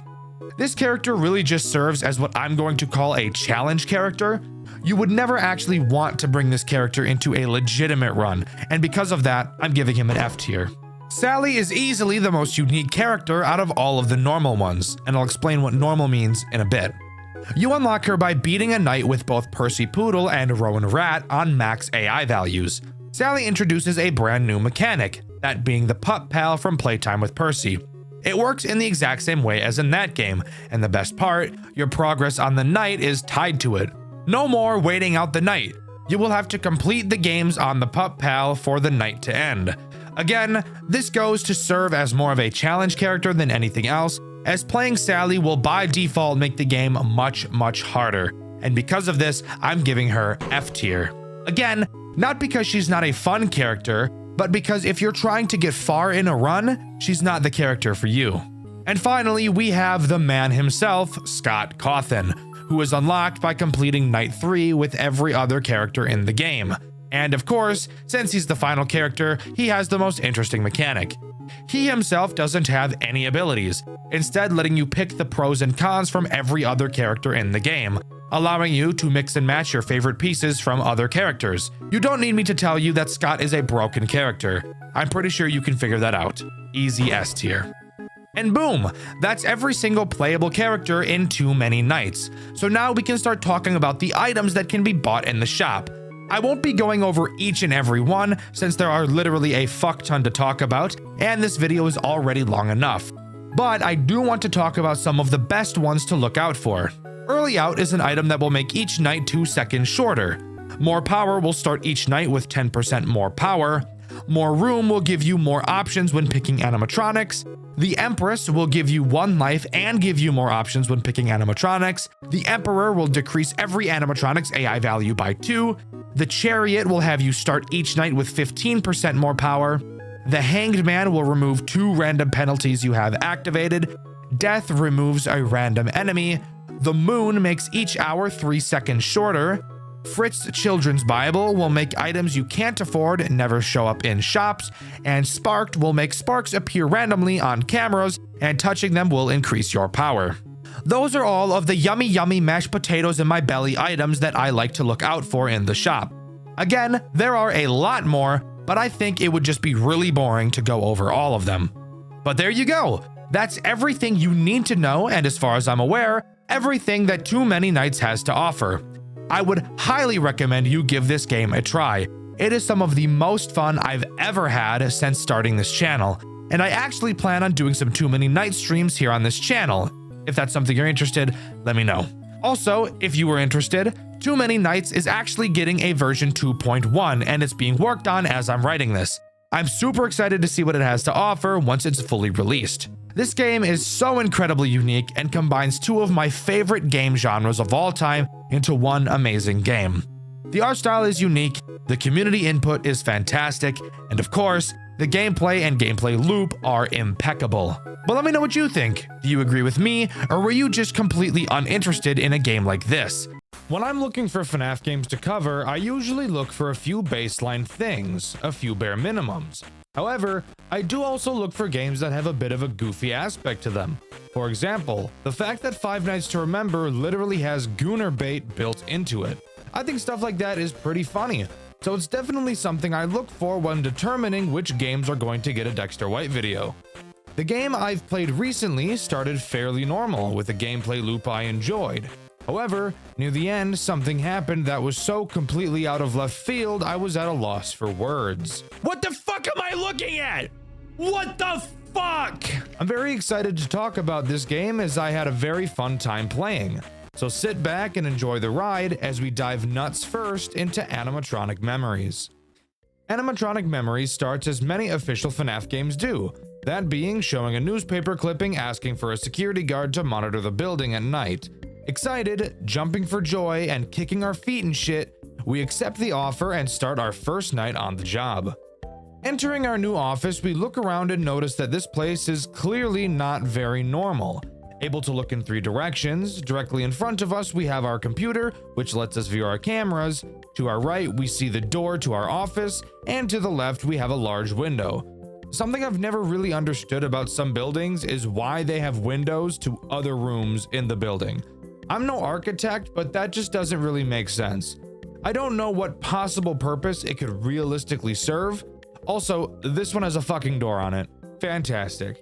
This game doesn't use a power system. Side note, I am so glad more FNAF games are choosing to move away from the power mechanic. I personally never found it very enjoyable, so I appreciate that many games are choosing to remove it so that your strategy can focus more on nerve control and skill rather than balancing a number. In a game where my only 3 actions are checking lights, closing doors, and watching cameras, boy do I sure love it when a central gameplay mechanic is limiting how much of those actions I'm allowed to do. It's so much fun. But anyways, since this game doesn't use power and there are 2 doors, I was curious how this game would pull that off. Let's begin with the window door. This one is very easy. If you're not holding the door down manually, it will automatically rise. Simple. Now let's turn our attention to the much more interesting door, the one that's actually a door.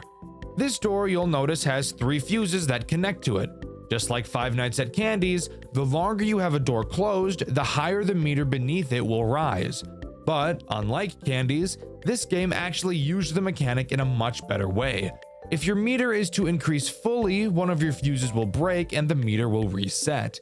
If you lose all 3 fuses, you will no longer be able to close the door, and the animatronics will very quickly close the gap on you and very quickly close your mouth so you don't make too much noise when they're obliterating your guts like iDubbbz obliterates his reputation.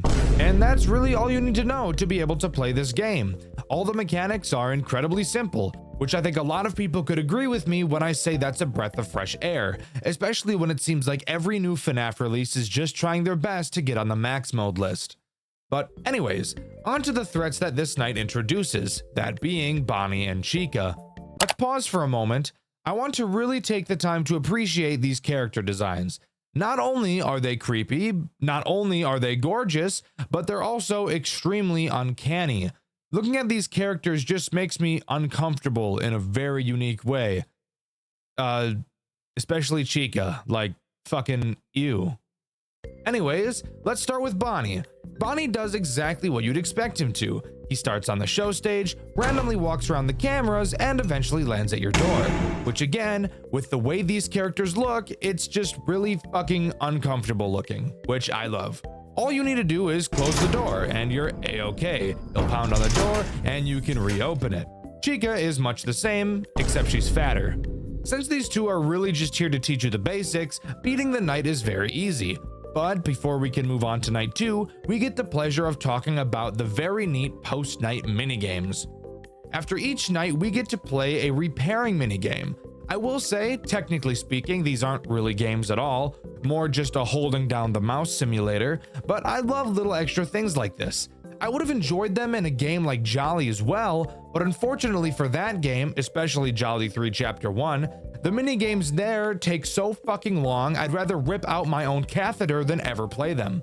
However, in this game, they're short, Sweet and pretty fun for what they are.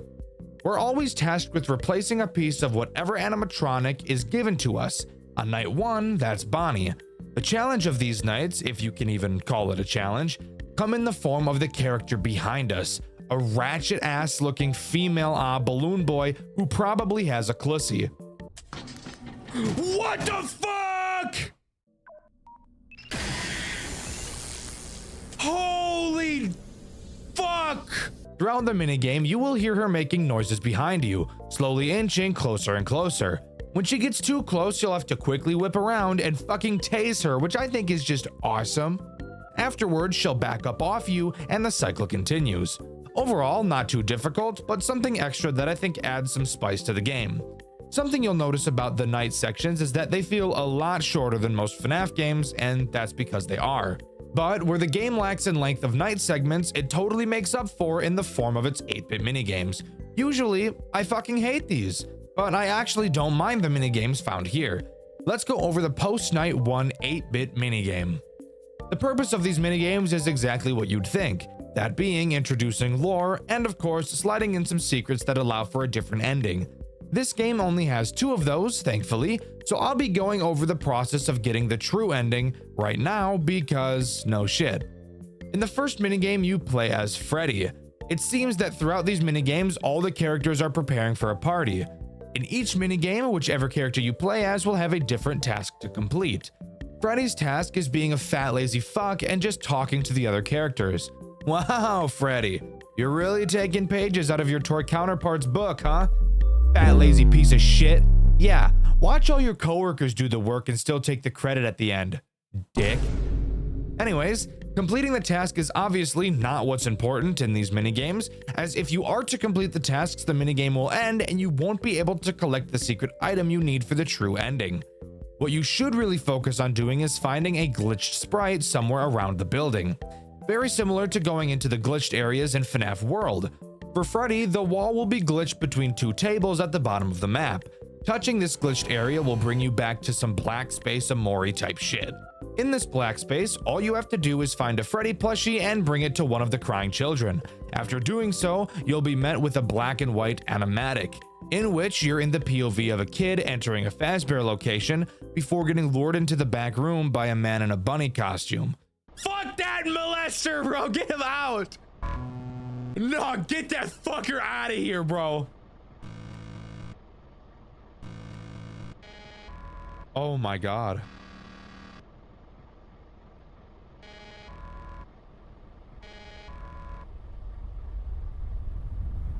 What the fuck? What the fuck? Oh great, I think we all know where this is going. Moving on to night 2, which introduces one new threat. That being Freddy himself, the hulking, titanous, gargantuan-ass bear. He attacks the door exactly like Bonnie and Chica, except he does something even more cancerous. He will also attack your door, except he moves through cameras a lot faster than Bonnie and Chica do. And once he reaches your door, he'll enter a lot faster than them as well. Instead of jump scaring you, he does like Phone Guy says and gets a little bit quirky, choosing to reach his hand into your fuse box and immediately break all of them, then jump scare you. Now, as cool as that is, I do have to ask the question, if he kills you after doing this, then why doesn't he just kill you? Don't get me wrong, I love little details like this and I'm not necessarily complaining, but it's a genuine question. I'm assuming the dev just didn't want to have 3 characters appear to do the exact same thing, even though, to be fair, Bonnie, Chica, and Freddy all end up doing the exact same thing, just at various speeds. This is something that could be attributed to laziness, but you have to answer whether you think it is for yourself, and I'll be talking about it a little bit later. Post Night 2 repair needs you to fix up Chica and her cupcake. Ew! Ew! Bro, this bitch is disgusting, dude. Again, this is much the same as the last one. Tootsie, which, yes, by the way, is that clown's name, is more aggressive, but it's still pretty easy to deal with. However, the Post Night 2 minigame is different, and that makes me excited, because, would you believe me if I said this, I will actually enjoy talking about the lore in this game. I know, crazy. Turns out, when I'm told a story where I don't have to spend a billion fucking hours searching for answers, that actually makes it fun. Anyways, in this minigame you play as Bonnie, and the goal of the minigame is to do some sweeping, aka manual labor, something Toy Freddy would avoid at all costs because he's unemployed. But fuck actually doing the task at hand, that's for retards. Instead, we're going to warp the fabric of space and time by touching a busted up table and be teleported directly to hell. Doesn't that sound way better than doing the everyday tasks of a customer service job? Awesome. Well, once you enter black space, all you need to do is find a Bonnie plush and once again give it to one of the crying children. Once again, afterwards, we get a cutscene where we're in the POV of a child, this time being bullied by some fat-ass children. Have you guys ever realized that, like, every bully that's ever existed is about the size of a Ford F-150? Whatever. We get saved by the man in the bunny suit and then immediately get betrayed and murdered. That's right, kids. Not only can you not trust your peers, you can't trust adults either. I guess we should all just give up. Night 3 time. What's the new threat introduced here? And will it have a different mechanic than everything else we've seen so far? This night introduces a fan-made character, something I don't often see when fan games use the official characters. This character's name is Anne, a female Foxy equivalent. Give me Rule 34. What? Who said that? Anyways, she begins on the Pirate's Cove camera next to Foxy. She will, just like Foxy from Five Nights at Freddy's 1, move through phases on the camera until she's ready to attack. When she does, you'll be able to see her run off of the Pirate's Cove camera, wherein she will then book it to your window. When she arrives, you will have to quickly close it until you hear her leave. So, hey, something new, kind of, not really, it's just another door, but I guess that's better than nothing.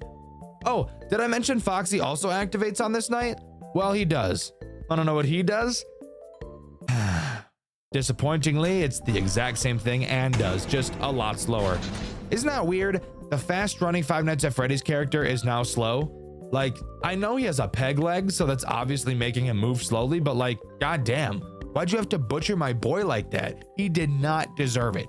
But yes, as I've said, Foxy does the exact same thing Anne does. I will say that because they move at different speeds, there are some very rare instances where it can lead to some stress while watching their timings, but the odds of this happening are pretty slim, so you probably will never even experience it. That's honestly my biggest problem with this game.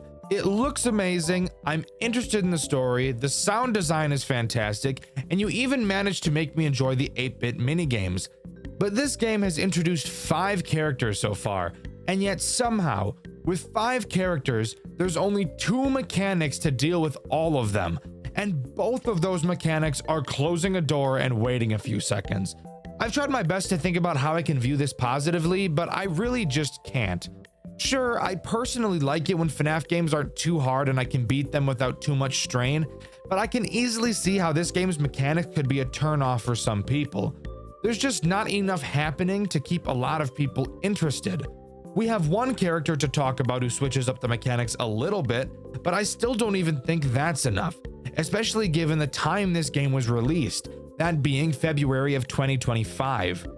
You might question my complaining of this. Dexter, the original Five Nights at Freddy's, only had 1 mechanic, 2 if you're being generous and calling Foxy a different mechanic. And to that statement, I'd agree. However, there are 2 points that I have to give to that argument. Yes, FNAF 1 only had 2 mechanics, closing the door and stalling Foxy. However, the first thing you need to acknowledge is that Five Nights at Freddy's 1 was released in 2014 and was a pioneer of an entire genre. It has been 11 years since that game's release. I think it's reasonable to expect newer games in the same genre to have evolved, and for the most part, they totally have. Look at The Joy of Creation, Tycoon Sons Lumber Co., Showman's Awakening. All of these games have added so much to the central idea that is Five Nights at Freddy's. This game just doesn't do that. On top of that, let's dive a little bit deeper into Five Nights at Freddy's 1 for a moment. While yes, the only real mechanic in that game is closing the doors for defense, we need to talk about the synergy between Freddy and Foxy. Foxy requires you to look at your cameras to stall him. If you don't, while yes, you can close the door to keep him out, with every pound your door will lose power dramatically, which incentivizes you to look at him. It seems Scott saw a potential bore in this design, so he made Freddy work the same as the others but with a twist to synergize. Freddy can't enter your office while your cameras are down, and he's the only animatronic that will never move backwards, meaning that once he's at your door, he will stay there. He's also the only door animatronic that will not break your buttons, so you don't have to close the door while you're in your office. However, on the contrary, he doesn't work the same way the other two door animatronics do. You can't see him when the light is on, and at the same time, Chica can be at your door while Freddy is also at it because of this. Because of this mechanic, it's very likely that Freddy will be at your door for most of the night, especially on nights 5 and 6. Since the game forces you to check your cameras to stall Foxy, this leads to you needing to close your door before you check the cameras to not have Freddy enter. This is a good synergy between two characters and is why I wouldn't complain about this in that game. In animatronic memories, however, there is no difference between characters that attack the same way like this. Freddy, Bonnie, and Chica all do the exact same thing. Anne and Foxy also both do the exact same thing. Sure, Freddy may break your fuses first, but that doesn't change the fact that he's still doing the exact same thing, just going to your door and killing you. He just happens to have an animation before that happens. Now, is this a bad thing? I think that's more up to a case-by-case basis. While yes, I do feel that it's boring, I still had plenty of fun playing this game and I would still recommend it to people. I just think it's obviously important to point out flaws like this when analyzing a game. Sorry about that tangent. Moving on to the repair minigame. In this one, we're asked with fixing up Freddy, who has some insane crow's feet. Like, holy shit, this guy's old as fuck. But this doesn't change anything from the last two, so let's move on to the 8-bit minigame. In this minigame, we play as Chica, tasked with collecting ingredients for a cake. Shut the fuck up! I don't care about your bitch-ass task! Let's go to hell! Oh, but before we do that, I should mention that there's an endoskeleton that starts spawning, and if you touch it, you die. So, like, don't do that. Anyways, once we're back in black space, you once again have to get a plushie. This time, doing so is a bit different. You'll see several eyes on the floor. Interacting with them will cause them to close. Once you close all of them, the plushie will spawn and you can give it to the child. After doing so, we're shown another cutscene, this time in the POV of a child who wants a prize from the prize counter. The man in the bunny suit gives us a Chica plush before inviting us to the back room. Once inside, he stabs us, and the last thing we see is our Chica plushie on the floor as we bleed out. So, that's sad. Dude, that's fucking cool as shit, bro. That's cool. No, not her, please! Please, don't ruin your game. Please don't do it, please.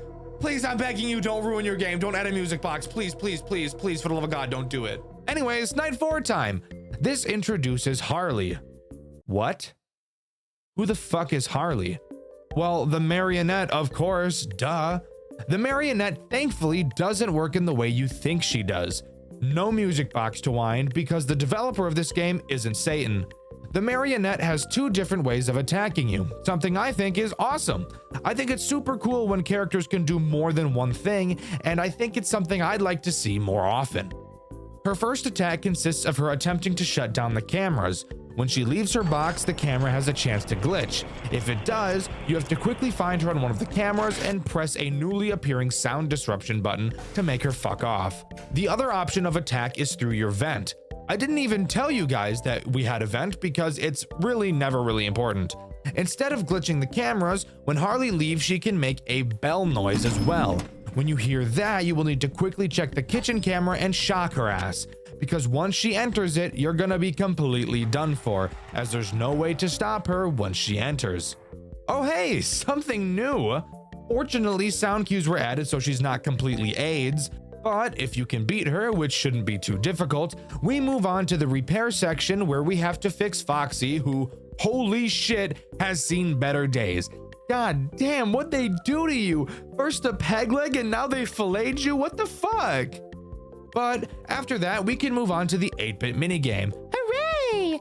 In it, we play as Anne. Who gives a fuck what the task is? Let's go to the black space using another table. Hooray! This black space section is confusing. So confusing, I actually don't even know how I completed it. Basically, as you walk through black space, you'll see several character symbols on the ground. Then at the end, you can find several symbols that you can change into a sort of code.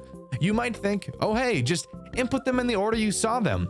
That's what I thought too, but at least when I was playing, that was seemingly impossible. Then I noticed that a few of the squares had a symbol that no other square had, so I tried to see if each square had a unique symbol, but they didn't. Then I noticed there was this dark rabbit symbol that didn't appear anywhere else in black space, so I tried to input that into each square, but that also didn't work because not every square had one. I'm so serious, I have no idea what the intended puzzle is here. I ended up just randomly guessing it, and eventually I got it. I guess set that to Foxy. Set this to Bonnie.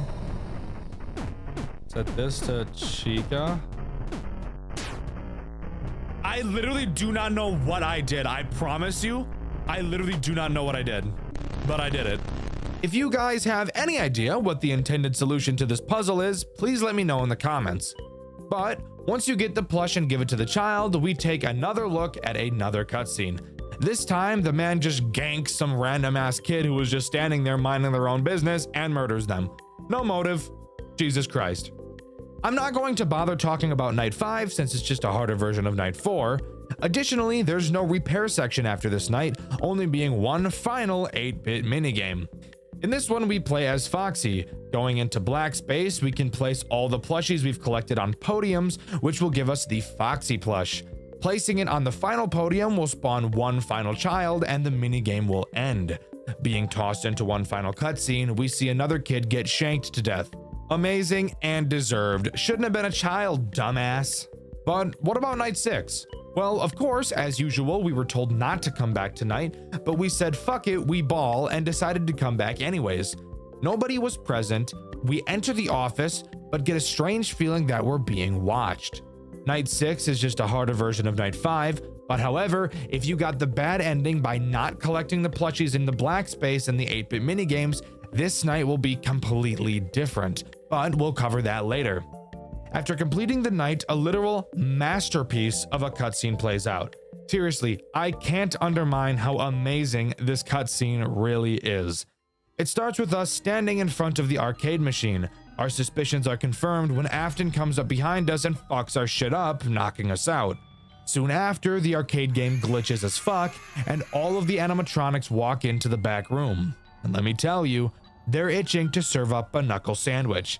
Jesus Christ, cut that out, that's corny as fuck. Afton pulls out a shocking device to fuck with the robots, which shuts them down. Thinking he's won, Afton lets his guard down. That's when the spirits of the children attack him. They loosen a pipe on the wall and break it off. They shove Afton onto it, and as the pipe impales his chest, his lungs fill with blood. He slowly dies, staring at the ones whose lives he so easily took. We wake up to see the souls disappearing, finally able to rest. We leave the building, and animatronic memories comes to a close. That is, if you chose to do the true ending. And even though that final cutscene is actually a cinematic masterpiece, I actually think the bad ending is more enjoyable. Why? Well, if you don't collect the plushies, when you re-enter the building on the overtime night, instead of entering the office, we go into an unknown room with several bags laid on the floor.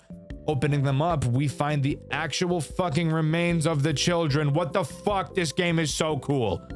Caught off guard, Afton kills us. However, before we can pass on, a shadow rabbit pulls us into the darkness and we enter another fucking dimension. What the fuck am I looking at?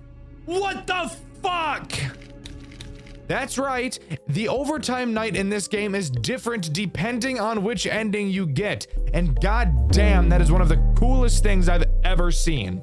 You'll notice that this office is set up in the same way as the normal office, having 3 directions to look in, one your desk, another your door, and the final being your window. Let's go over each threat because there's a few of them. Starting with the shadow rabbit, you'll have to constantly watch your cameras in case he appears on one of them.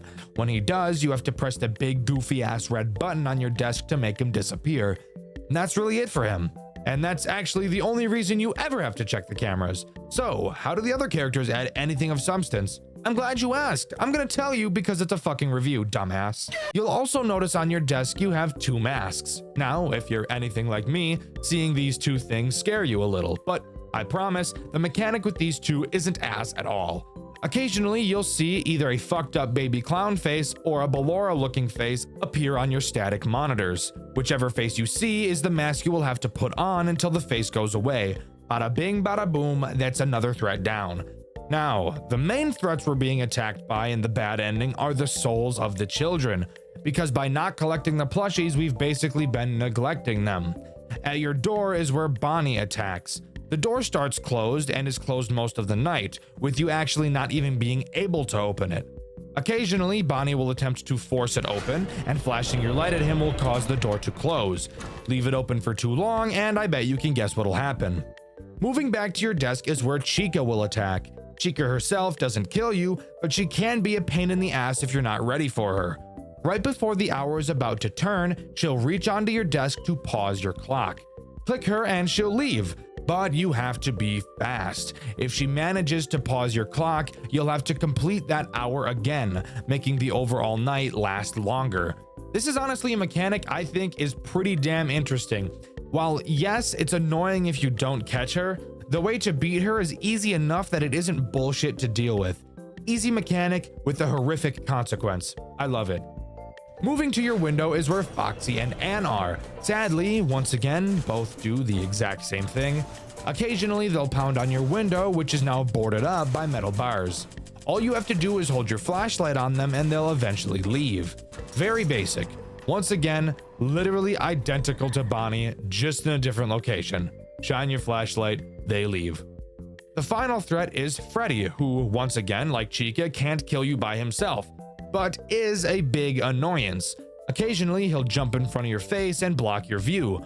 You'll have to spam the spacebar to pull him off you and dropkick him through a chain link fence. But after that, those are all the threats. If you can manage to hold off long enough, you'll enter one last cutscene, albeit not as grandiose as the true endings. You manage to escape the grasp of the souls. As you attempt to pass on, you look back and see the souls desperately trying to pull you back into the darkness. Escaping the souls, leaving them behind to suffer forever. You move on to the afterlife and finally fucking die. So yeah, very stark contrast between the 2 endings. I actually felt like there was a major difference, unlike in most FNAF games, which I can definitely appreciate. But with that, as far as I'm aware, that's all Animatronic Memories has to offer. Overall, I think Animatronic Memories is an enjoyable experience. I only got one ending in my playthrough, and I probably wouldn't want to get the other. Not because I don't want to see it, but because of how lackluster the gameplay loop is. With there really only being 2 mechanics, closing doors and shocking the puppet, I don't want to discourage anyone from giving this game a try. It's fun to play, it's an engaging story that's easy to follow, and that is something I can definitely appreciate. But what do you think? Do you agree with me? Or do you think that this game is actually perfect in every way? If you are at all familiar with my channel and how my skills are when it comes to Five Nights at Freddy's fan games, then you'd know that I'm incredibly bad at playing these games. Some may even call it a skill issue. I'm not sure what's wrong with me, but when it comes to being able to focus and complete high nerve control tasks like FNAF games, I tend to just completely drop the ball harder than my actual balls dropped. But today, I've managed to find a well-known FNAF fan game that I was actually able to 100% complete. After doing so, I was so incredibly proud of myself, I knew I had to make a video talking all about it. Typically, when it comes to FNAF games that I make videos about, I play through as much of them as I can, and when I find a night that I tend to struggle on, I'll pour at least an hour of attempts into it, whereafter, if I continue to fail, I will switch to watching someone else play the game and continue to take notes for the script. This game, however, was not like that, and the game in question is Baby's Nightmare Circus. So buckle up and get ready for me to glaze myself, because this is one of the few times in my life where I'm allowed to be happy with myself. Let's dive together into the world of Baby's Nightmare Circus. Baby's Nightmare Circus opens to a black screen and a cutscene. Someone is talking to us, but we're not yet sure who it is. We know we're trapped somewhere, and this voice says that they can help us get out, but first we have to beat the game. Afterwards, we get thrown into the menu and click play. This is already where I want to stop and make a comment. After pressing play, rather than just throwing you into a night like a normal FNAF game does, this game brings you to a separate screen where you're able to see how many nights the game has in store for you, and as you beat the nights, others will unlock, sort of allowing you to pick a path when it comes to nights. It's very loose, but I'll talk more about it as it opens up. The first night of the game is a tutorial night, something I don't really see other games doing. In this tutorial night, it is impossible to lose as there are no enemies that are actually active. In this night, you're free to roam around the circus, and as you enter tents, the game will tell you who will appear in them and how to deal with them. After you've visited every tent, you'll be able to exit the night. But before we do that, I think this would be a perfect time to go over all of the animatronics that this tutorial mentions. It only seems fitting. I'm going to be splitting up the circus into two halves for this section, the front and the back. The front will refer to the direction you face by default as you enter the game, this side, and the back as the side you have to turn to, this side. Let's start with the main attraction, shall we? Nightmare Baby. Hell no, man. What the fuck, man? Nightmare Baby resides in the left tent on the front side of the circus. Throughout the night, she will attempt to escape the tent and rip you wide open. Now, while that may sound enticing, you need to remember that her name is Circus Baby, and that you're not into minors because you're a normal person. Get it together. There's another character you can goon over in this game that I'll cover in a minute. Keep it in your pants. In order to prevent your splitting in half, you'll need to occasionally check on Nightmare Baby's tent and flash your light to see where she's at. In this tent, she has 4 possible states. The first state will have you see nothing when you flash your light. The second state will have her duck behind that thing. I think it's a stage. I'm not sure. The third state will have her duck behind a curtain, and you'll notice she's a bit close to you then, and a little bit more than you'd care for. And the fourth and final state is where she's all up in your face, breathing really hard and causing you to catch whiffs of the most rancid breath you've ever smelled. When you see Baby quite literally 3 inches away from your face, all you need to do is quickly run out of the tent. I personally like to run back into the tent and make sure she actually left. I don't know if you need to do this, I just know that one time I didn't and I died. You might be thinking, wow, that's really easy. What's the catch? Well, you want to know the best part? There isn't one. Yeah. You're soon gonna see why I was able to actually complete this FNAF game. Staying on the front side of the circus, we enter the right side tent to find the 3 Biddy Babs. What do these guys do? Throughout the night, they will assemble like the Avengers and occasionally cause your flashlight to flicker. How on earth are they doing that to your flashlight even when you're several hundred yards away from them? How about don't fucking question it, dweeb? How about that, huh? When you notice your lights start to flicker, you will need to quickly make your way over to their tent and flash your light at them until they behave and stop. But what else do they do? Nothing. That's it. You literally never have to check on them unless your light is flickering. This game is buttfuck easy. If you're bad at these types of games but still want to play one and feel talented, Baby's Nightmare Circus is for you. Once you understand how every character works, which isn't hard, losing will become impossible.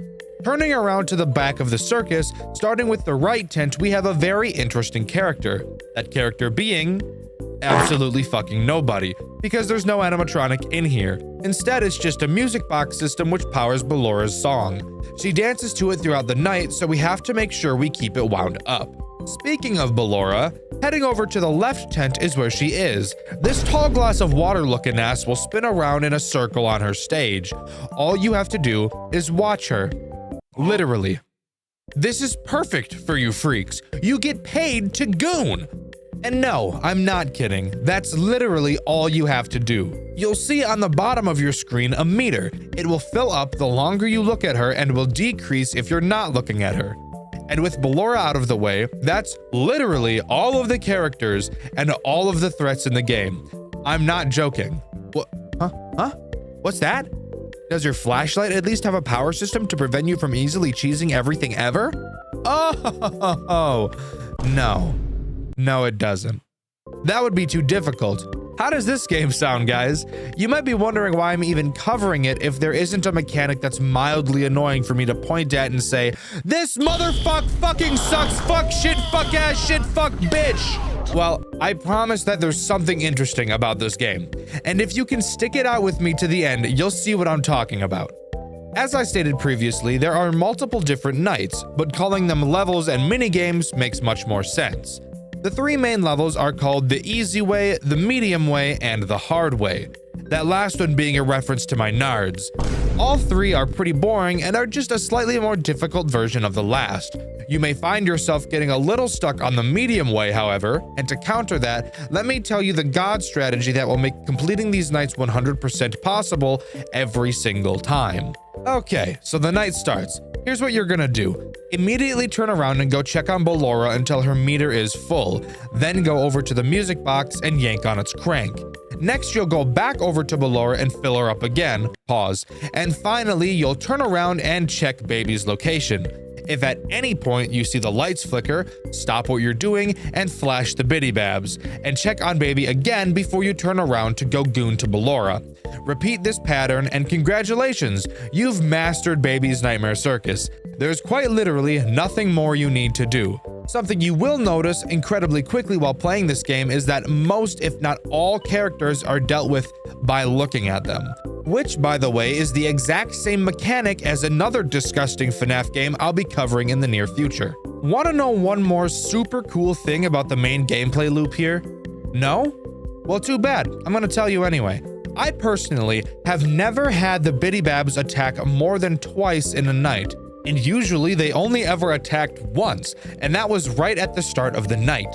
I'm not sure if this is a bug or if they seriously were meant to rarely attack, but goddamn is this game easy. But let's take a short break from the main gameplay loop to talk about the three minigames in this game: Mini Arena Rules, Bonbon Rules, and Bonnet Rules. Let's start with Mini Arena Rules, as it will be the first one you're able to access. Mini Arena Rules consists of 3 tents. This minigame is pretty similar to the plush trap minigame from FNAF 4 in a way. Mini Arena can appear at any of the 3 tents, and you will have to perform a different action depending on which one she's at. I'm gonna give you a small spoiler here and say that every single minigame is exactly the same. The only difference between them is which tents have which actions, and which character is trying to kill you in each game. I don't need to go over each game and waste your time, so I'll quickly go over the 3 actions. For one of the tents, you have to just hold your flashlight on them. The second tent requires you to flash them with your flashlight several times. And the third tent has you scratch your ass and not even bother turning your flashlight on. No, I'm not joking. It's really that easy. How do you know when they're there? Well, you can't just flash your light anytime you want because they will kill the fuck out of you. But lucky for us, the characters will always make a very noticeable sound cue when they've entered a tent. When you hear that, you just turn your light on to see which tent they're at and then respond accordingly. At the beginning of the minigame, the game will tell you which tent corresponds to which action. So whoopity-doo, these minigames are really just time wasters. Let's talk about the next interesting night called Fun Times. Oh boy, I wonder what interesting and unique mechanics will appear on this night. Fucking nothing! It's the same mechanics as the last 3 nights, just with different characters. Instead of Nightmare Baby, you have Nightmare Funtime Freddy. Ballora is replaced with Nightmare Funtime Foxy, and the Biddy Babs are replaced with nothing because it's just the Biddy Babs again. Oh, brother, this guy stinks! Could have at least swapped them out with Electro Babs. That way, them being able to mess with your flashlight would actually make a little bit of sense, but no, whatever, that's fine. How about difficulty? Is this night any harder? No. No, it isn't. You can beat this night just as easily as the previous nights using the God strategy I mentioned earlier. Well, it looks like there's one more night. What could it be? Fun Times 2. Well, okay, is there anything different about— Why are you even fucking asking a stupid ass question like that? Have you not been watching the video? No, there's nothing different about it. I was prepared for this night to be significantly harder than the last, but it wasn't, not even a little bit. There are so many conceivable ways to fix this game and make it a little bit more interesting. The first thing I can think of is giving the flashlight power. That would make this game worlds harder. And to be clear, I don't believe difficulty is what makes a game good, But this game is so easy, you seriously don't even have to focus on it. While I was playing this game, most of the time I was telling random stories or ranting about something random, which you can hear if you watch my playthrough series over on Dexter Black. Go subscribe, by the way. It's miles behind this channel in subscribers, and I think that's really sad. If you like this channel, then you'll like that one too. But now I promise something a little different is going to happen in this game. We've unlocked a level called End Night. If you couldn't figure out what that means, it's just a night with Ennard in it. How does it play? Well, I've got good news and bad news. The good news is it's not the same setup as the previous levels, so you can't just use the God strategy. However, the bad news is this is arguably the easiest level in the entire game. No joke. It's easy as fuck. Let me explain it to you. So, Ennard will appear at random in any of the 4 tents. When he goes to one, he will make a sound to hint at which tent he entered. If he's in Bellora's tent, you'll be able to hear faint music. If he's in the music box tent, you'll be able to hear the crank. If he's in the Biddy Bab's tent, your flashlight will start to flicker, and if he's in Baby's tent, you'll hear him grunting, I think? I don't really know what that sound is that he's making in there. Once you know which tent he's in, you'll have to quickly go to said tent and rapidly flash your flashlight at him until he goes away. That's it. Nothing else. No Biddy Babs, no Bellora, no music box, no baby, just Ennard moving around. To give him some credit, he moves around pretty quickly, so you'll be running around a lot, but by no means is this level hard in the slightest. But something else interesting about this night is the reward you get for beating it. Rewards are something I've neglected to mention thus far, and that's because they're not really important at all, until now. To quickly go over everything, beating the easy way gives you a gold coin, beating the medium way gives you a silver coin, not sure why you get a worse coin for beating a more difficult night, but fuck it, right? Beating the hard way gives you a golden baby head, don't get any fucked up ideas, you freaks. Fun Times gives you a golden Freddy head, Fun Times Round 2 gives you a fun time portrait of Foxy and Freddy about to make out, Mini Rena Rules gives you a golden Nightmare Rena, again, no funny ideas. Bon Bon Rules gives you a Bon Bon doll, which is adorable. Bonnet Rules gives you a golden bonnet head, and as I already mentioned, End Night gives you a mysterious key. This key will be important, but I'll get more into it later when it becomes more relevant. The final level that unlocks after beating End Night is Baby Geist Attacks. That sounds really fun and difficult. I can't wait to hear about it. I hear you saying, well, shut the fuck up because it's not hard and I wouldn't exactly call it fun either. Baby Geist Attacks is pretty much just a reskinned End Night with a few differences. The biggest being that Baby Geist doesn't make noise to tell you which tent she's entered. That sounds scary, but all you need to do is spin around in a circle and check every tent one by one. You probably won't lose if you do this, and if you do lose, it's just sheer luck. The only other change is that the flashlight doesn't beat her. Instead, on this night, you're given a taser to administer a controlled shock. This taser has a cooldown, so don't use it unless you see Baby Geist. When you find her, all you have to do is use the taser, and she'll move to another tent. Do this until 6 AM, and congrats, you've beaten the game. After completing Baby Geist Attacks, another cutscene plays. The voice from the beginning of the game reveals itself to be a balloon boy looking son of a bitch named Biddy. He congratulates us on removing Baby Geist from the game, but says that it will always come back. Crazy because I didn't see William Afton anywhere, so you're really just stealing his line, but I suppose I'll let it slide. The prize for beating this level is Baby Geist's endoskeleton, and this is also where you learn that this game has multiple endings, with the game displaying that we've unlocked the Baby Geist ending, getting a star on the title screen. Alright boys, time to go hunting. The next ending involves that key that we got from End Night. After obtaining it, if you go back to End Night and head over to the music box tent, you'll be able to see a chest with a keyhole in it. You can use the key on the chest to unlock it, which stops the night and causes a cutscene to play. Biddy tells us we can open the chest, but it's useless and won't help with our sanity. The contents of the chest are just a mutilated Foxy plush that doesn't do anything. I'm sure it has some form of symbolism, but from what I've read, nobody knows what that would be.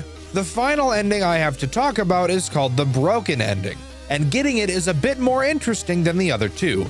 Every time you die, there's a chance of you getting an item called What Is This?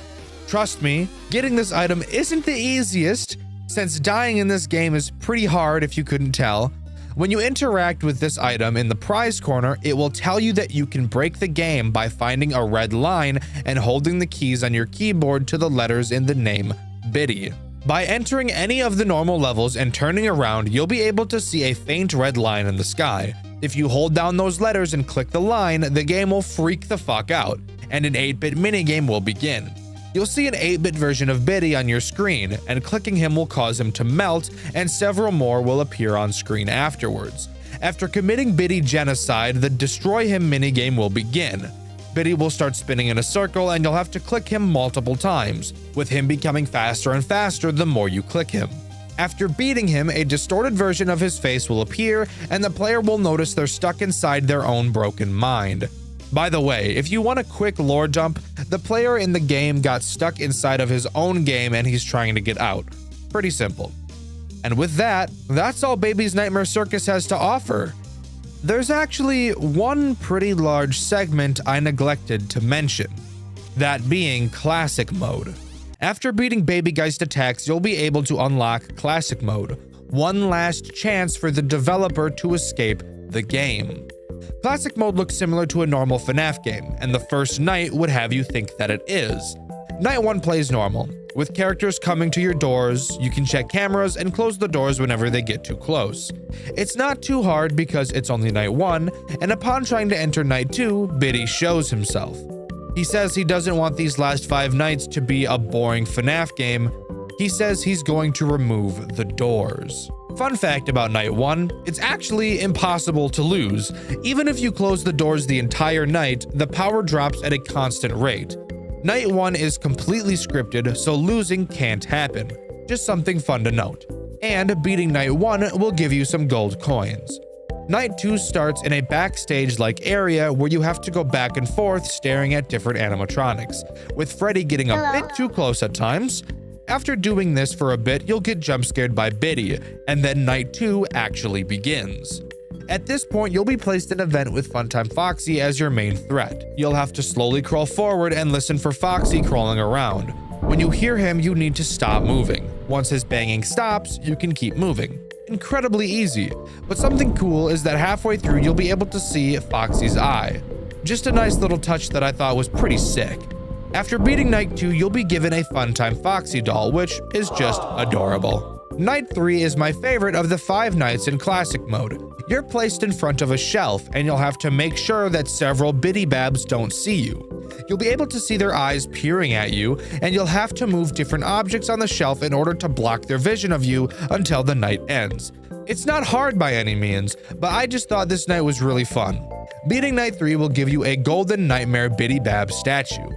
Night 4 is unironically the hardest moment in this entire game, but not for the reason you'd think. It starts with you in an office similar to FNAF 6.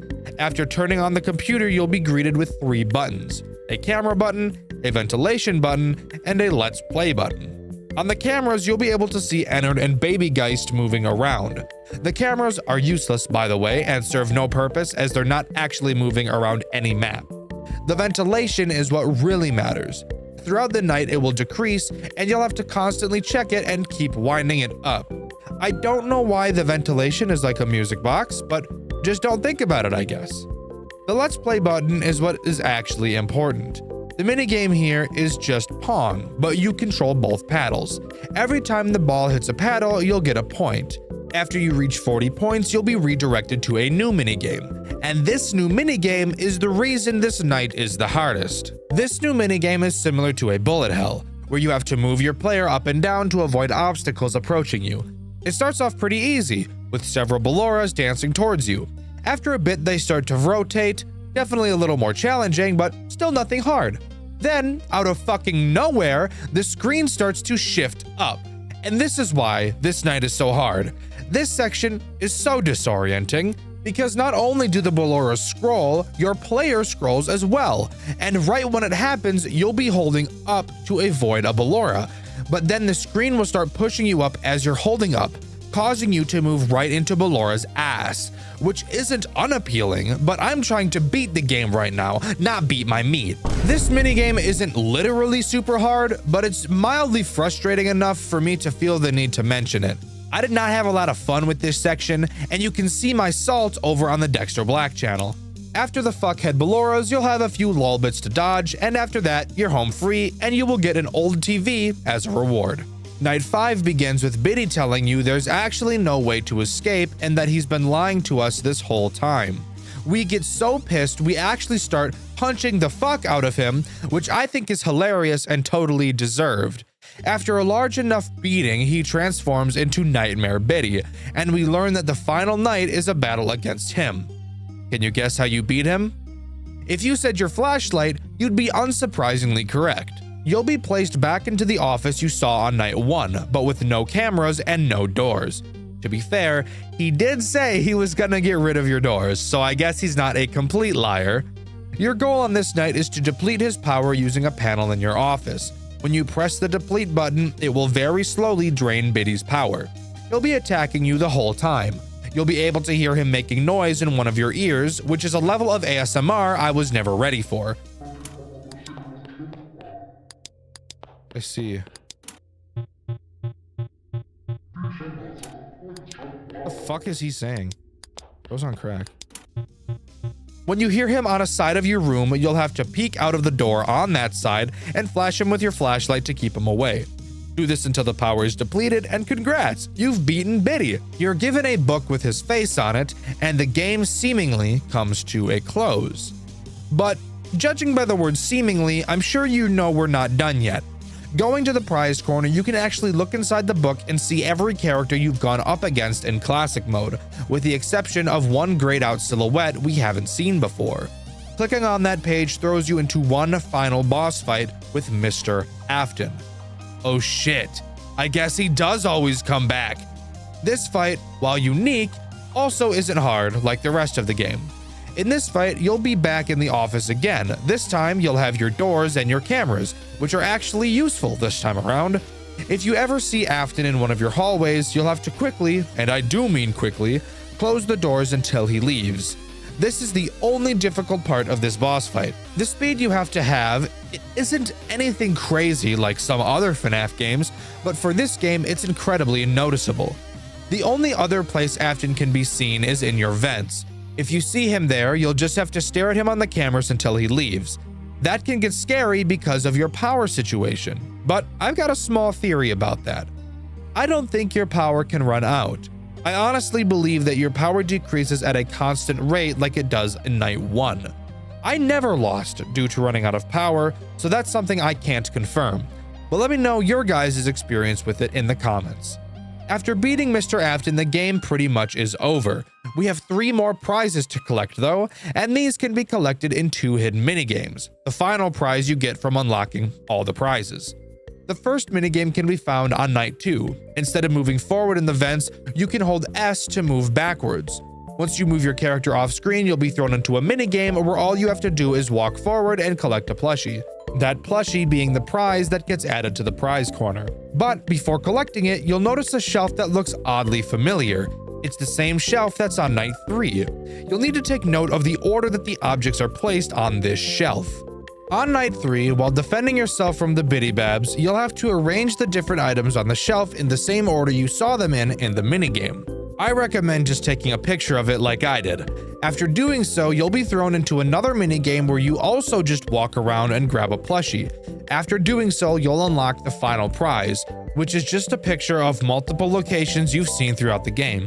And with that, you've officially 100%ed Baby's Nightmare Circus, and that's all the game has to offer. And with that, that's all I have to offer about the game as well. I loved playing this game. Yes, it's not hard or particularly interesting, but I think of it as a casual FNAF experience and a fandom full of some of the most challenging experiences you'll ever take part in, and I can appreciate that. If you have the thought in your head that the creator of this game isn't very good at making FNAF games, I want you to get that thought out of your head right now. This guy knows what he's doing. In case you were interested, the guy that made Baby's Nightmare Circus also created one of the best Five Nights at Freddy's games of all time, Tyke & Sons Lumber Co. That game is literally some of the coolest shit I've ever seen in my life, and if you want to see me cover it, let me know in the comments. Mixlass is a very talented creator and is capable of creating challenging gameplay. Hell, the hardest challenge in Tyke & Sons Lumber Co. is number 48 on the FNAF Max Mode list, which is nothing to scoff at. Well, let me know what you think. Do you like the overall simplicity of Baby's Nightmare Circus? Let me know in the comments. The question for my Garten of Banban 0 video was, are you excited for Garten of Banban 8 and why? My favorite answer was none of them because nobody answered the fucking question. Thanks guys, maybe you'll answer this one. The question of this video is, who is your favorite FNAF fan game developer and why? With the question of the video being asked, I've been Dexter, and I'll see you all in the next video. See ya!